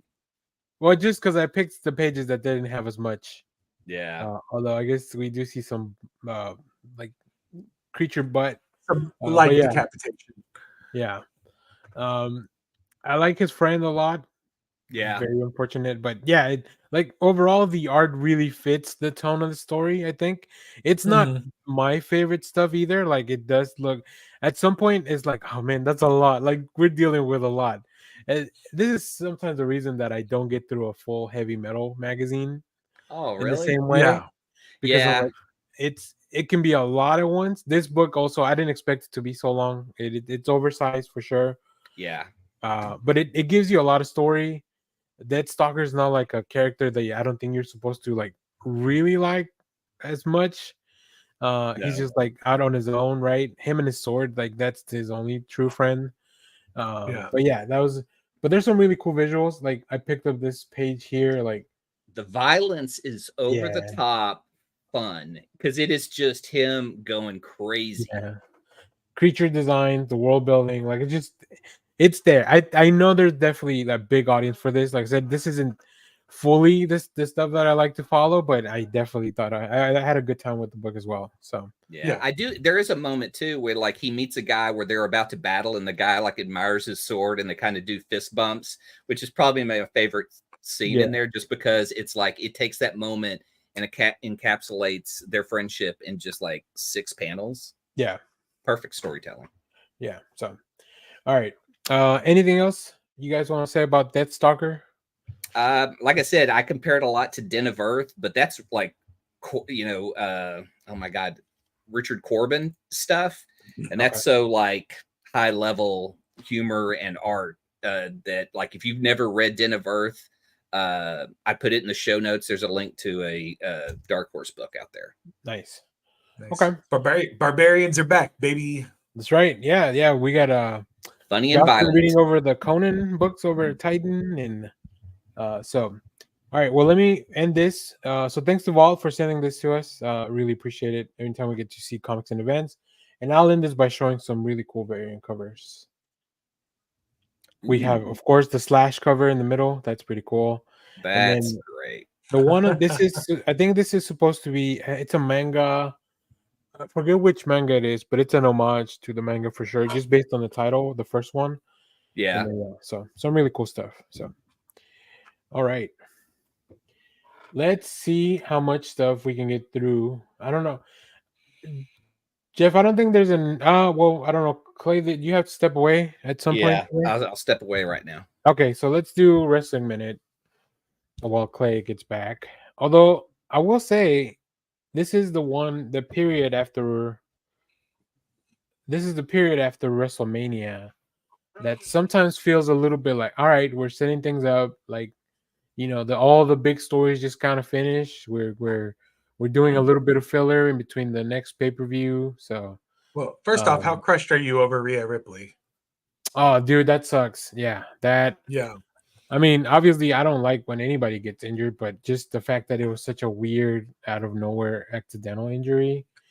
Who do you think is going to get the belt? Do you think they give it to Liv? I mean, I know they're not going to give it to anybody, but like, I feel like it's either Liv or Nia Jax, and I think Nia Jax makes sense for to give Liv somebody to defeat. And Nia's been pretty well built. Like, she's just like, I mean, yeah, really, like Becky could, you know, she barely handled her. Like, you know, you kind of say that's the way they set it up. Obviously, Rhea also struggled with Nia, so yeah, I don't know. I think maybe Nia, whatever they do on Monday to give somebody the new belt, I think Nia is probably going to take it. But if not, Liv makes sense just story wise. It does make me wonder because it looks like they've started. Did you watch SmackDown yet? Yes.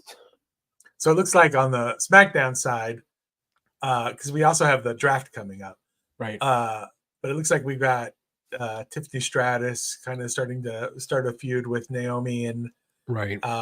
And then you have Jade and Bianca Belair now looking to be the main foes for Damage Control moving forward, kind of thing. So I feel like might be keeping all those people together going forward. Well, since we've already kind of seeded those storylines. The good thing is, as long as Damage Control has the titles, they can go back and forth between the shows, right? That's true. So they could move over. They could move Bianca and Jade to Raw if they wanted to, or Naomi and Bailey. I don't like when they switch champions, when they just like, oh, you're the SmackDown champion now and you're the Raw champion. But I guess now they have different names. The titles have different names, so maybe they're not really tied to a brand. I don't know. So we'll see. I'm just curious if they're going to see a shakeup, because it seems like all the heavy hitter women are on SmackDown right now, and Raw's a little light on women talent, maybe. Yeah, for sure. Yeah. So I think AJ's a good opponent for Cody's first defense. It makes sense. I agree. He's a heel. I don't like his new music. I don't like AJ's new music. Yeah. It's just like, I just like his old theme that he's had forever. And I guess that's kind of the point. I like singing along with it. Yeah, and maybe that's kind of the point. Remember when they turned Shinsuke heel, they did the version of his song that has actual lyrics in Japanese so that people can sing along to it. Yeah, that's interesting. Looks like Becky's on tour, but she's not on TV. I saw that she's they're doing a big European tour right now. Yeah, so I feel like that's just a free European vacation for some of those performers, maybe.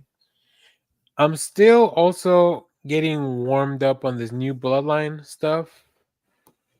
I think it needs some space to cook. Yeah. But I can see where they're going. It'll be interesting, and I feel like they've got a lot of time. Yeah, because I saw a report that Roman's out until like August or something like that, just kind of giving this time, which is probably how long Rock is out too, filming stuff. So I think they're just going to let this kind of breathe on its own. Yeah. But that's good for Solo Sikoa, because he gets the spotlight for himself for the next few months.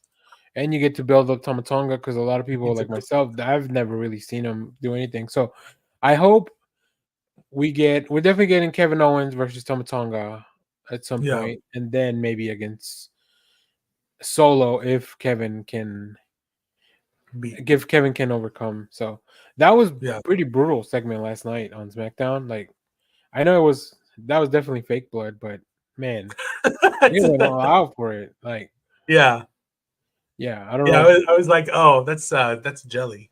Does WWE not have a makeup department? They need to invest heavily in their makeup, especially if they're going to lean into that stuff, right? Especially going into their Netflix thing. You need to get somebody to make things look a little bit more, because that was a lot. And I mean, Kevin Owens is great at selling that stuff, but I love the reveal of like, oh, this was a car crash. Like Tamatoga drove his car into Kevin Owens' rental, which I also feel like it's a little shot at AEW because CM Punk was talking about the rentals and stuff in his interview that like oh yeah, the reason they don't want to like these companies don't like renting to wrestlers because then they'll do stupid stuff with the cars. And then another thing that I think it's really funny, and I like AEW, but obviously we've heard about the attendance at the arenas.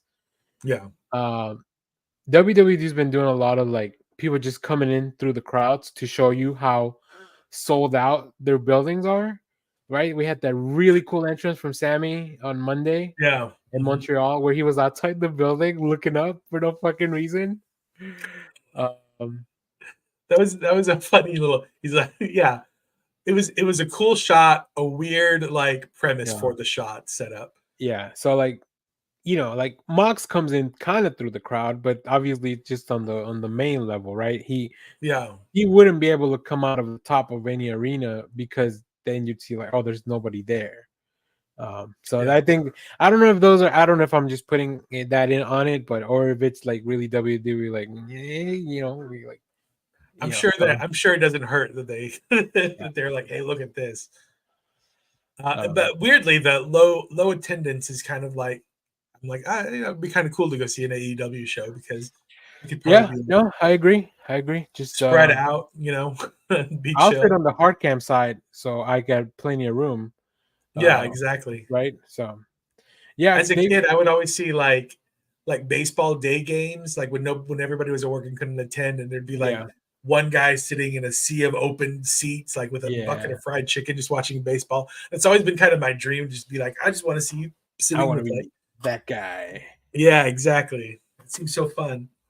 Not anymore. I feel like now that some people's job isn't as structured when it comes to like a 9 to 5 schedule, like day games are pretty packed nowadays too. Like people are making well, I guess for some teams, there are some teams that they can't pack the house even if they're not a day game. So all right. Anything else wrestling related? I know Clay's pretty close to. He's sitting there. I think he's getting ready to come back in. No, I'm excited to see where they go going forward. I know they're going to do. I guess their European tour right now is kind of practice for whenever they start doing the pay-per-views over there because it looks like every one of the non-major pay-per-views are going to be outside of the country from what I've read. Yeah, which is cool. King of the Castle is coming up, and I really wish it would be like an actual King of the Castle where there's just like a hill in the middle of the ring and just whoever's at the hill at the very end of the thing. Is it called Isn't it Clash at the Castle? Clash at the Castle? Is that what I think it's called that. Yeah, they should definitely do a King of the Castle thing. Like they should bring back King of the Ring. I think. I think so too. A tournament just works. So yeah. All right, that's our wrestling minute for anybody that cares about wrestling. That's why Clay leaves. I leave just because it's wrestling talk. I hate fake stories. I would watch wrestling if I could get into it, but I just it's like if I were new to comics, it'd be like, how do I read X-Men? What's Krakoa? How do I get into it? Let me tell you, this is the perfect time to get back into WWE because after WrestleMania, everything kind of resets. So it's not a hard reset, but this is like they're relaunching all new number ones. Draft. So WrestleMania is like their event book, and then from that you have like one hero fall, and then you have a bunch of spinoffs. Yeah, some stories keep going, some new books spin off. Clay almost did a voiceover for them. One hero falls, another rises. Yeah, because that's every event book. One hero falls. You see Major Dong in the middle of the page. That really caught me off guard. That Stalker, you really outdid yourself. Yeah, that was a high Dong quota. Yeah. All right. We got about 20 minutes left on stream, and there's a couple things that we want to talk.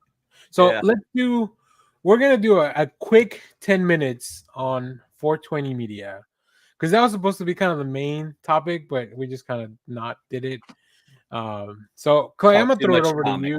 We wanted to make sure it was deep in the thing so the bots wouldn't catch us talking. Yeah, by this time we've already gotten our watch time right, an hour and 40 minutes. So I put together my favorite 420 media. I celebrate 420 every day, so I watch these movies all the time. So I brought in all the different formats of all these movies that I have.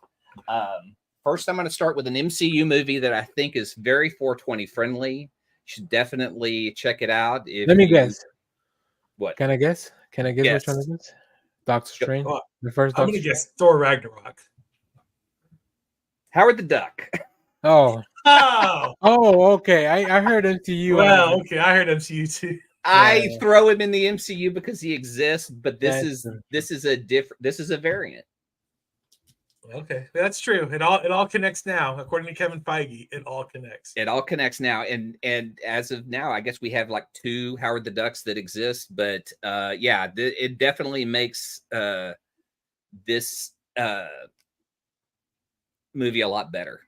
You know, now that we've got rated R Deadpool coming out, do you think we can see the original Howard the Duck and Duck boobs come back into the MCU? I think if they don't show duck boobs in, then they're really missing on a great joke. I feel like that they have mined comics for stuff, but I hope that they reached back and got like a Howard suit and have Howard in it, at least for the duck tits, because I want Deadpool to talk about duck tits for like 5 minutes and just be like, what is happening? What is going on? This is too weird for me. I have a Criterion movie that is very 420 friendly. Eraserhead. Oh God, no! I don't want nightmares.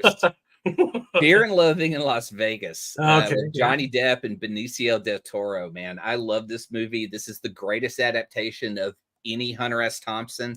If you've never read Hunter S. Thompson, start with this. He's just a great writer who's coked out of his mind and tells incredible stories. And if you look at one of his last stories from the 90s, or no, it was like right after 9/11, he wrote a piece that's on ESPN and predicted kind of where the world went right after that. Fear and Loathing, Tobey Maguire like shows up for 5 minutes in this flick. Like, have you seen this? Let's see, Johnny Depp, Fear and Loathing. Yeah.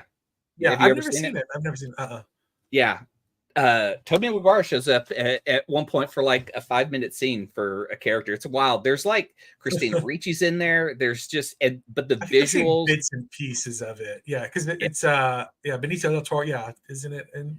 To me, that's like, this is one of his great roles. Like, he's so out of his mind in this that like, as you follow Hunter, you're scared for him. But like as you're tripping and stuff, like the floor moving and the people becoming lizards and stuff is like fucking wild. I love that part. I think this is a given for any Gen Xer, Dazed and Confused. Linkletter's story of high school in the 70s. Everyone in this movie smoked pot. Join them. Okay. My top 2 favorite movies that are 420 friendly: The Big Lebowski and Pineapple Express. The Dude Abides. These are my steel books. I absolutely love these. They're Big Lebowski is a given. Like, it's great. You want to smoke out with the dude. He's and then just like after. I rewatch that movie so often and absolutely love it. It's one of my favorites. I don't think that there's a better 420 movie than The Big Lebowski. It's probably like my top one, but Pineapple Express is a close second. I mean, again, James Remar is at the opening of this movie playing a military guy with Bill Hader, who is the experimental subject, as he smokes weed and then tells James Remar what he thinks of it, is one of my favorite things in this movie. And that's just like the first 10 minutes. Pineapple Express, I think most people will say that's a given. But I brought a TV show too, because not a lot of people, I mean, some people will go, well, you're going to show that 70s show. No, this predates that. Spaced by Edgar Wright. Everyone in this show, there's a great episode where they go out and smoke weed, go to the bar, and gunfight with a bunch of kids.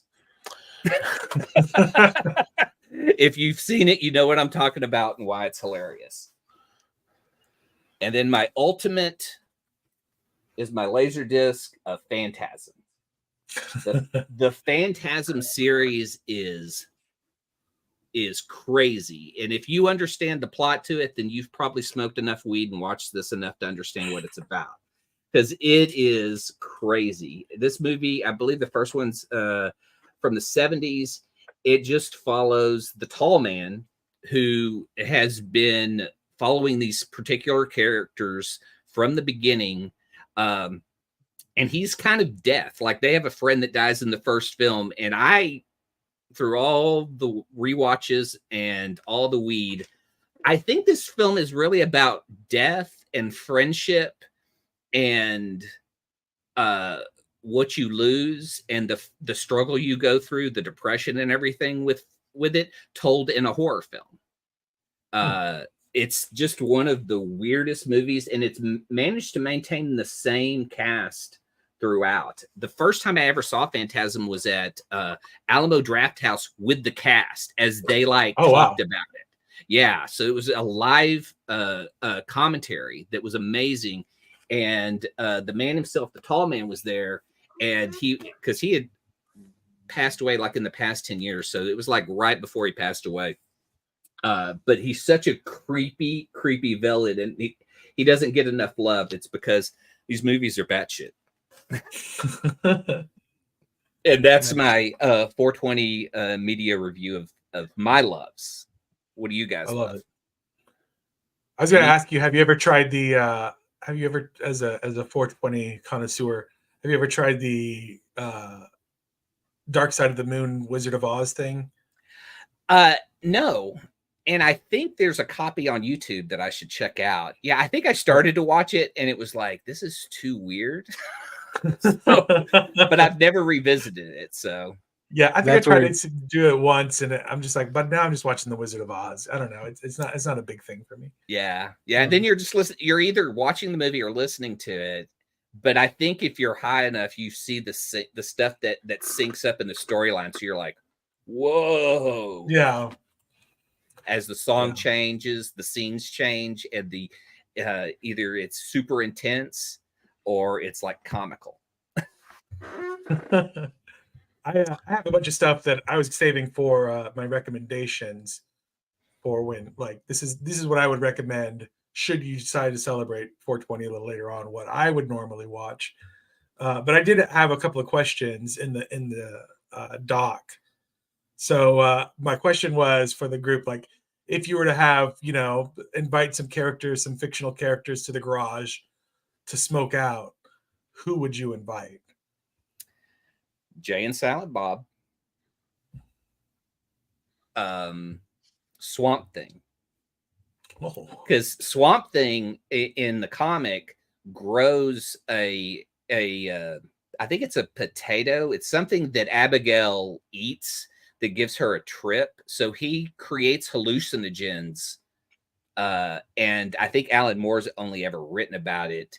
That puts Abigail in the same, I guess, mind space as Swamp Thing.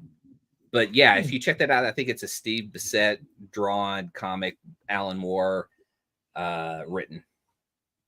And we're supposed to read that Alan Moore for our comic book club coming up. So a lot of words there. A lot of words, Alan Moore. I know. I mean, I guess, it seemed fun to do cocaine with Harley Quinn if you watched the Birds of Prey. So, I would invite. I would keep it on the legal, almost the not legal side because we're in Texas. I don't know if I'd do coke with anybody. I would invite Kyle Rayner because he's an artist, so he's done weed and he's got the power ring. So like any dumb joke that we can come up with, he can just like make it happen. It would be like, wouldn't it be funny if we saw this? And he's wielded most of the lights of the spectrum, so he could really give you a nice show. Oh yeah, wow, I didn't think about that. Shaggy and Scoob would be fun. Shaggy and oh fuck yes. I feel like they would eat all the snacks though. You'd have to. No, they bring them because they have to be prepared. So not only do you have Scooby snacks, but you have a foot tall sandwich. Yeah. As long as we could get it catered. I don't know. I'd like to smoke out with Velma. Yeah, see. I would just do some of that slow-mo from the Dread film with Lena Headey. Oh shit, that was wild. Yeah. The Electric Mayhem. I would smoke out with the Electric Mayhem from the Muppets. Oh my god, yeah. I would be scared that if I smoked out with the Muppets that I would have that idea that I was a Muppet too. Like that whole Community episode. Did you guys watch the Electric Mayhem on Disney Plus that came out last year? There's that great scene where they go out to the desert and they think that they're high, but they eat like bad cookies or something like that. But they're all like tripping in the desert, just having their own little like spirit walks or whatever. It's such an amazing show. They go to Coachella. Yeah. I forgot Deadpool does cocaine too. Oh God. So like it's that like I'm trying to think of the Marvel. It is a different date, Clay. I know, but also, I guess I'm thinking of comic book characters that do drugs, and I'm like going, man, we've only seen them do cocaine in the film. There's Donny Cates' character, Buzzkill, that gets his power from doing drugs. Oh, like depending on whatever drug he does, he gets a different power. So there you go. And there's a lot of heroes that do drugs. Yeah. You know, Our Man. Power Man. No, Our Man from the JSA. Oh, yeah, Our Man. He takes a pill that gives him, you know, for an hour. What does that drug do to other people? Well, I feel like Our Man's is closer to Viagra. It's just an hour's worth of energy and he's gone. He's just like, if it's longer than an hour, contact your physician. Yeah, his thing is basically a 5-hour energy. Yeah. Yeah, who else does drugs to have powers? I mean, there was that. Do you guys remember watching that old Mighty Mouse cartoon from the 90s that got canceled because he did drugs in the cartoon? Yeah. No. I believe that was when Ralph Bakshi was running the show. He had him sniff a flower and it made him look like he was doing cocaine. And they were like, no, that's not for kids. Get out of here. Yeah. Like, have you seen Ralph Bakshi's stuff? Yeah. In the Injustice comics, they all do take a pill to get superpowers too, like a temporary pill. You could do heroin with Red Arrow. So. Jesus. Oh yeah.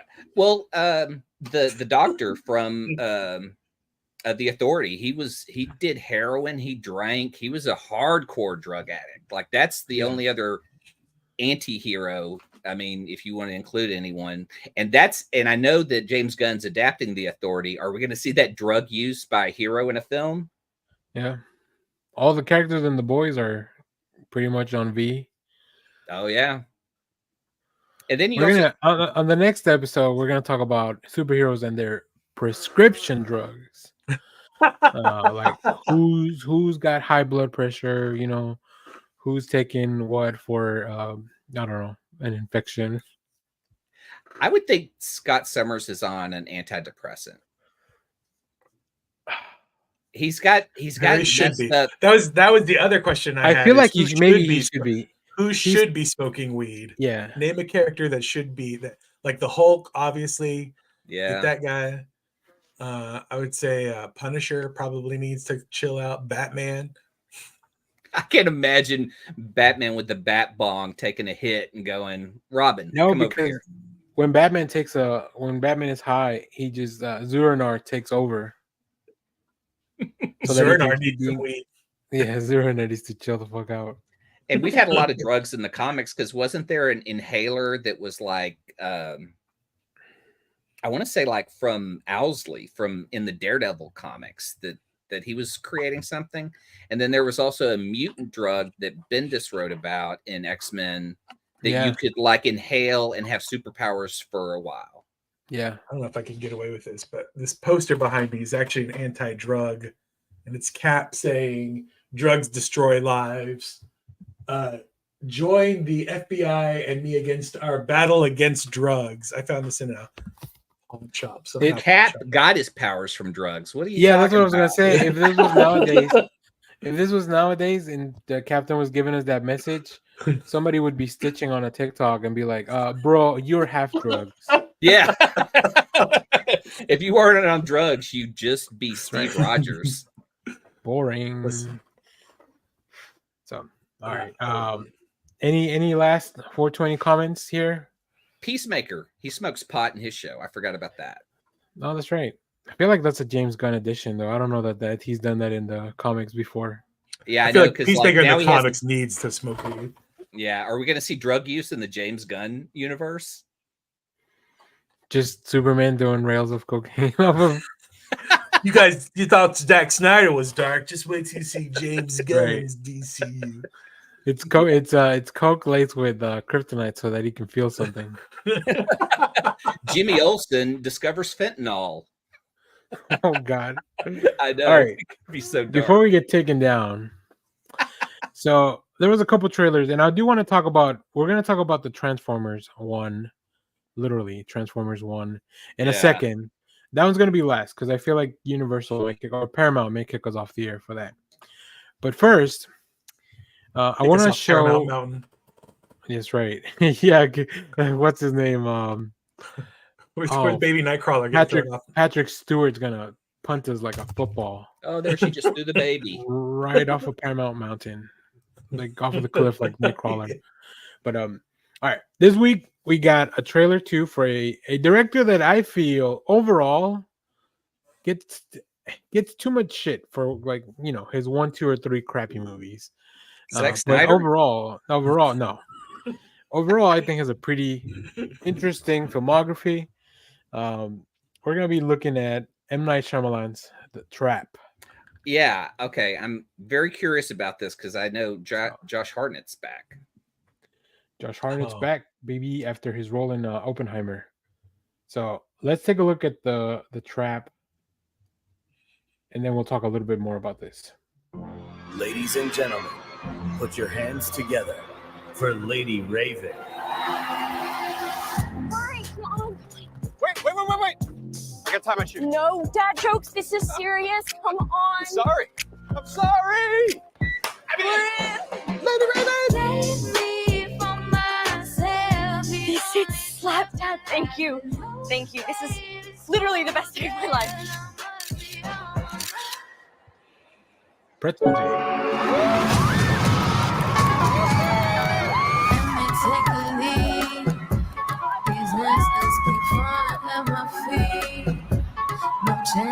Hey, I gotta go to the bathroom.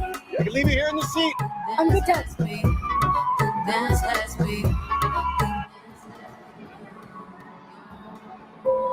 Those seats did slap. Yeah, those are good seats. That's a good dad. Right? Yeah. Or maybe he's a shitty dad that's making up for a lot of stuff. Cooper, Jamie, what's with all the police trucks outside? The cameras everywhere, Jamie.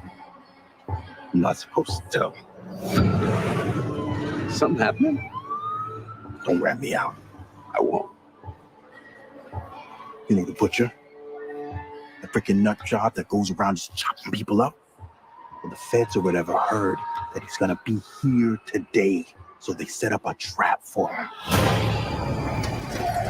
This whole concert, it's a trap. They're watching all the exits, they're checking everyone that leaves. There's no way to get out of here.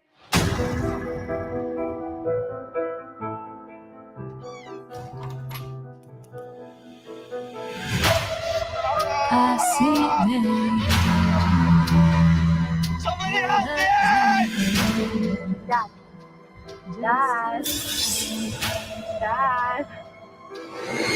Dad. I'm sorry, Riley, what was that? Never ready for it. Love myself in your day. Your daughter's never gonna forget this day.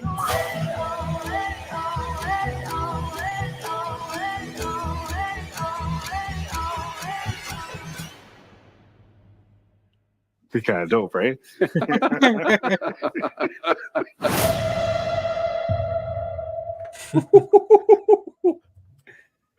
Dude. I'm in. That looks good. That looks Yeah. good. So, I read the premise yesterday, so I kind of knew where it was going. But I mean, from this, it looks like Josh Hartnett is the serial killer that they're looking for, right? But it's M. Night, so he's not. You can't trust him. You know what? I would prefer if it like I just want him to do a straight like if he can do a straightforward story. No. My M. Night Shyamalan joke used to be like every movie just takes place in Ohio and that's the twist, you know, because they're kind of whatever.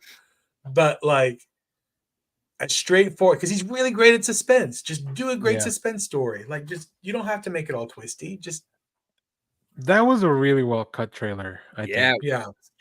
You know what else though? Like dropping it on the day of Taylor Swift's release, smart because like obviously a lot of parallels, right, to that. Yeah.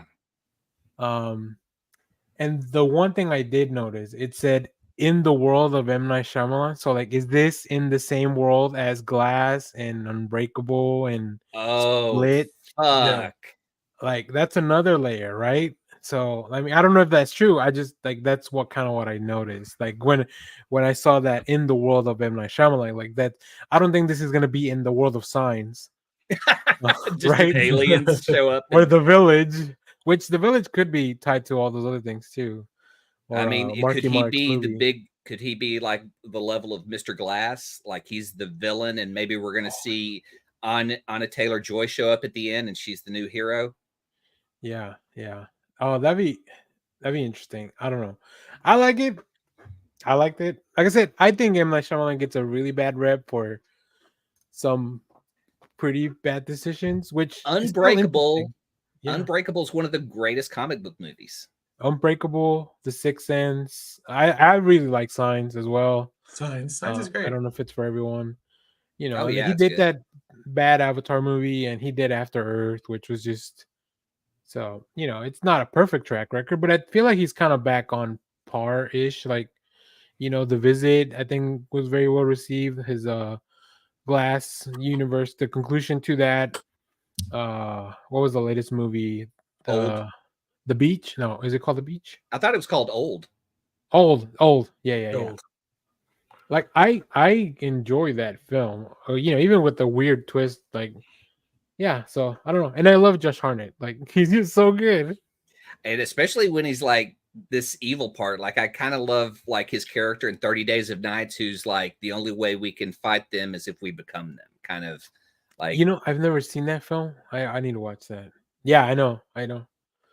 I really like that when he's talking to the concessions dude and his face just changing, like right from like this nice dad to like, oh man, really cool. Have you seen The Faculty? Did you see him in that? Yes, I've seen The Faculty. Actually, Faculty's great. That's the one where the aliens take over the teachers. Yeah. Pearl Harbor. Pearl Harbor. What's the one? Oh, is it 40 Days and Nights where he can't get laid for 40 days and nights? Like he took celibacy for Lent or something like that. Okay. All right. Well, that was it. That was our trailer for reaction for Trap. He did a Bruce movie, Lucky Number 11 too. That's a good one. Oh yeah. All right. This is probably going to be now, Jeff. You had some do y'all want to do recommendations real quick, and then we'll do the trailer at the end to close things out in case we get dropped. Sure. All right, let's do that. Jeff, I'm gonna throw it over to you in case you didn't touch on any of those things that you had already. Oh my God, what a list! Those are great. I'm just gonna run through these real quick. This is things to watch to take it back a little bit to things to watch if you're celebrating today's date, 420. These are some of my favorite things to watch. Not that I know anything about this, but Gumball, fantastic cartoon, multimedia cartoon. Adventure Time is also just so good to watch while you're QVC. If you just buzz out and just watch QVC for like a few hours, like you're going to see some amazing things. Like you will want to rent and you'll want to buy some weird stuff. Any of the Spider-Verse movies, well, all two of them. Beautiful artwork. I love watching On Patrol live because I feel like One, I'm for pretty firmly planted in the ACAB camp, but it's also good to kind of like, study up on how they act, how not to act, So do they. and then I love watching Dora the Explorer because she talks to you, and if you're, in enough of like you have a friend there with you and you get to learn maybe a little Spanish. And then finally, any kind of marble race on YouTube will just rivet you. The more stoned you are, a marble race will just over and over. Be so fascinating to you. Nice. All right, Clay, you got anything for us? Yeah. I mean, we haven't talked about it enough, but this Jerry Duggan book, The Secret History of the War on Weed, is the funniest comic about weed in one book, and that even trumps all the Fabulous Furry Freak Brothers books from the 70s that were the great drug outlet. But they did some follow-ups too, right, with that same character. So I just haven't read them yet. Yeah. And Life Death, X-Men 186. I'm just specifically recommending that comic. You can get it in a trade that collects 5 issues, but Life Death X-Men number 186, the beauty of that book and Barry Windsor Smith's art, it blows away what's in the cartoon. It's a different aspect, a different story, but I absolutely love it. Nice. Okay. My recommendation is going to be something I haven't read, but I'm kind of excited to get into. Matt Cave is doing a Dick Tracy #1 next week, and I'm kind of in for it. It's going to be written by Michael Moresi and Alex Segura, which are 2 people that I really like their work. Geraldo Borges is going to be the artist. And just check out all these covers with homages to different comic books. This is an homage to the Joker Harley comic. I don't know all of them, but they all felt pretty homagey. Have you guys ever seen the movie? The Warren Beatty movie? Yeah. I haven't. No. I hear there's a lot of top stars in it, though. Yeah. He filmed a sequel to that, right? No. There is a sequel to Dick Tracy that exists on YouTube that he filmed just to keep the rights. So if you search YouTube, there's a Dick Tracy, and it's like 30 minutes, but it's basically Leonard Maltin and interviewing Dick Tracy about Dick Tracy, the movie, and Warren Beatty playing him. And it's very meta, but he made that just to keep the rights to the film. Right. Huh. Interesting. Francavilla did a cover. Dan Panosian. Tula Lote. This is Days definitely it is a future past. I like that this one says cover are subject to change. They need to tilt the.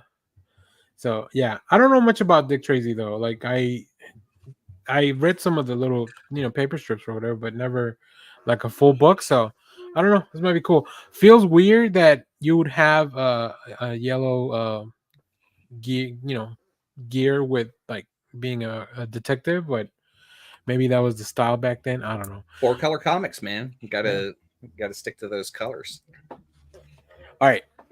So to close out the show, we are going to check out and then maybe talk about if we don't get dropped from the air, because I haven't seen the trailer. Oh, really? Transformers 1. So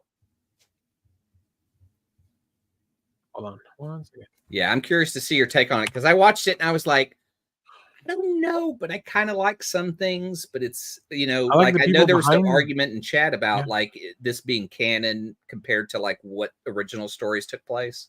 Yeah, so I like the voices and Chris Hemsworth and what's his name? Is Hemsworth Optimus? Yeah, Hemsworth is Optimus, and then Brian Tyree Henry is Megatron. Good day, mate. All right, transform and roll out, mate. All right, well, let's roll out. Because he's Australian. That's the joke. So, how long do you think we'll be here? I'm not talking to him. You know what? We are so screwed. Thought you weren't talking to me.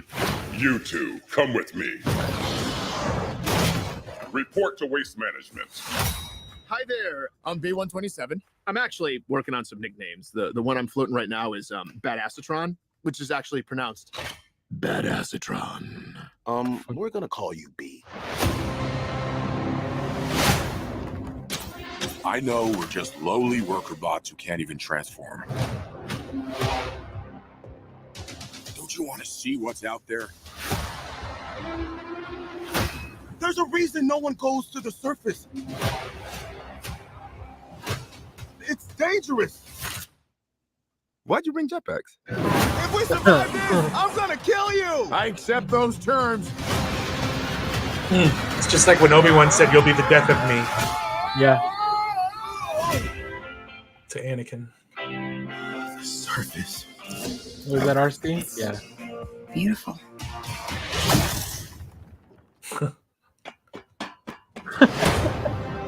You have proven music yourself choice. worthy. Yeah. Take these and access your full potential.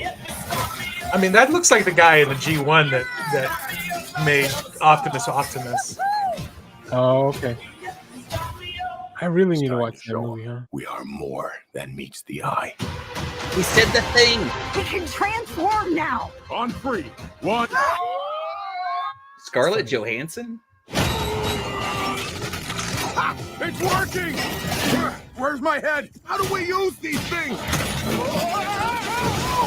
I don't know how I feel about that grunt trying to transform. It made it look like he was trying to poop. Guys, that's not good. We've got these powers for a reason. Let's use them. Yes! We stand here together as one.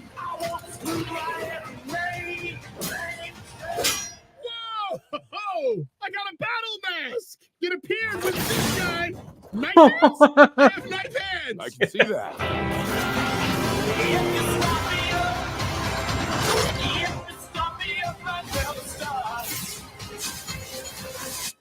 These are not the bad guys. Why did you cut the door? No, it was already like that. Right? Yes, that's right. Yes. It was, Is that it was Jordan already Peele? yeah, that's right. Oh, Keegan Michael. Yeah. Buscemi. Steve Buscemi, was he the old guy? Hello, fellow Might have been Transformers. Fishburne. It feels very like that Ninja Turtle reboot. It has those vibes of like. I I kind of don't want to get the Rolling Stones music though. That's a weird choice. I'm looking at the comments. They had the rights just sitting around. I'm looking at the comments. So let's see. The first one's pretty good. Like, I don't think any of these are bad, but the first one just quotes that if we survive this, I'm gonna kill you line from Megatron. Nobody hates Transformers like Transformers fans. Good for him. Yeah, pretty much. The trailer was better than all the Michael Bay movies put together. Somebody's complaining about back in my day, animated movies used to hire voice actors, not just celebrities. Yeah, I like Scarlett Johansson. She's voiced a lot of stuff. I'm trying to think who else in there has voiced a lot of stuff, but not Keegan-Michael Key. I know has done more voice work lately, but that's really it. I don't think anyone else has done voiceover work that I could think of. I just know hers because she did the Jungle Book for Disney. I am curious. Like, I feel like they do need to kind of like, if they're gonna keep doing Transformers stuff, like we need to come up with a new full-time Optimus Prime voice. Yeah, maybe. I don't know. Yeah, I guess it's kind of tough, right? I mean, it's hard to replace what's his yeah. name, Peter Cullen. Yeah, he's so iconic. Yeah. Right. I liked it though.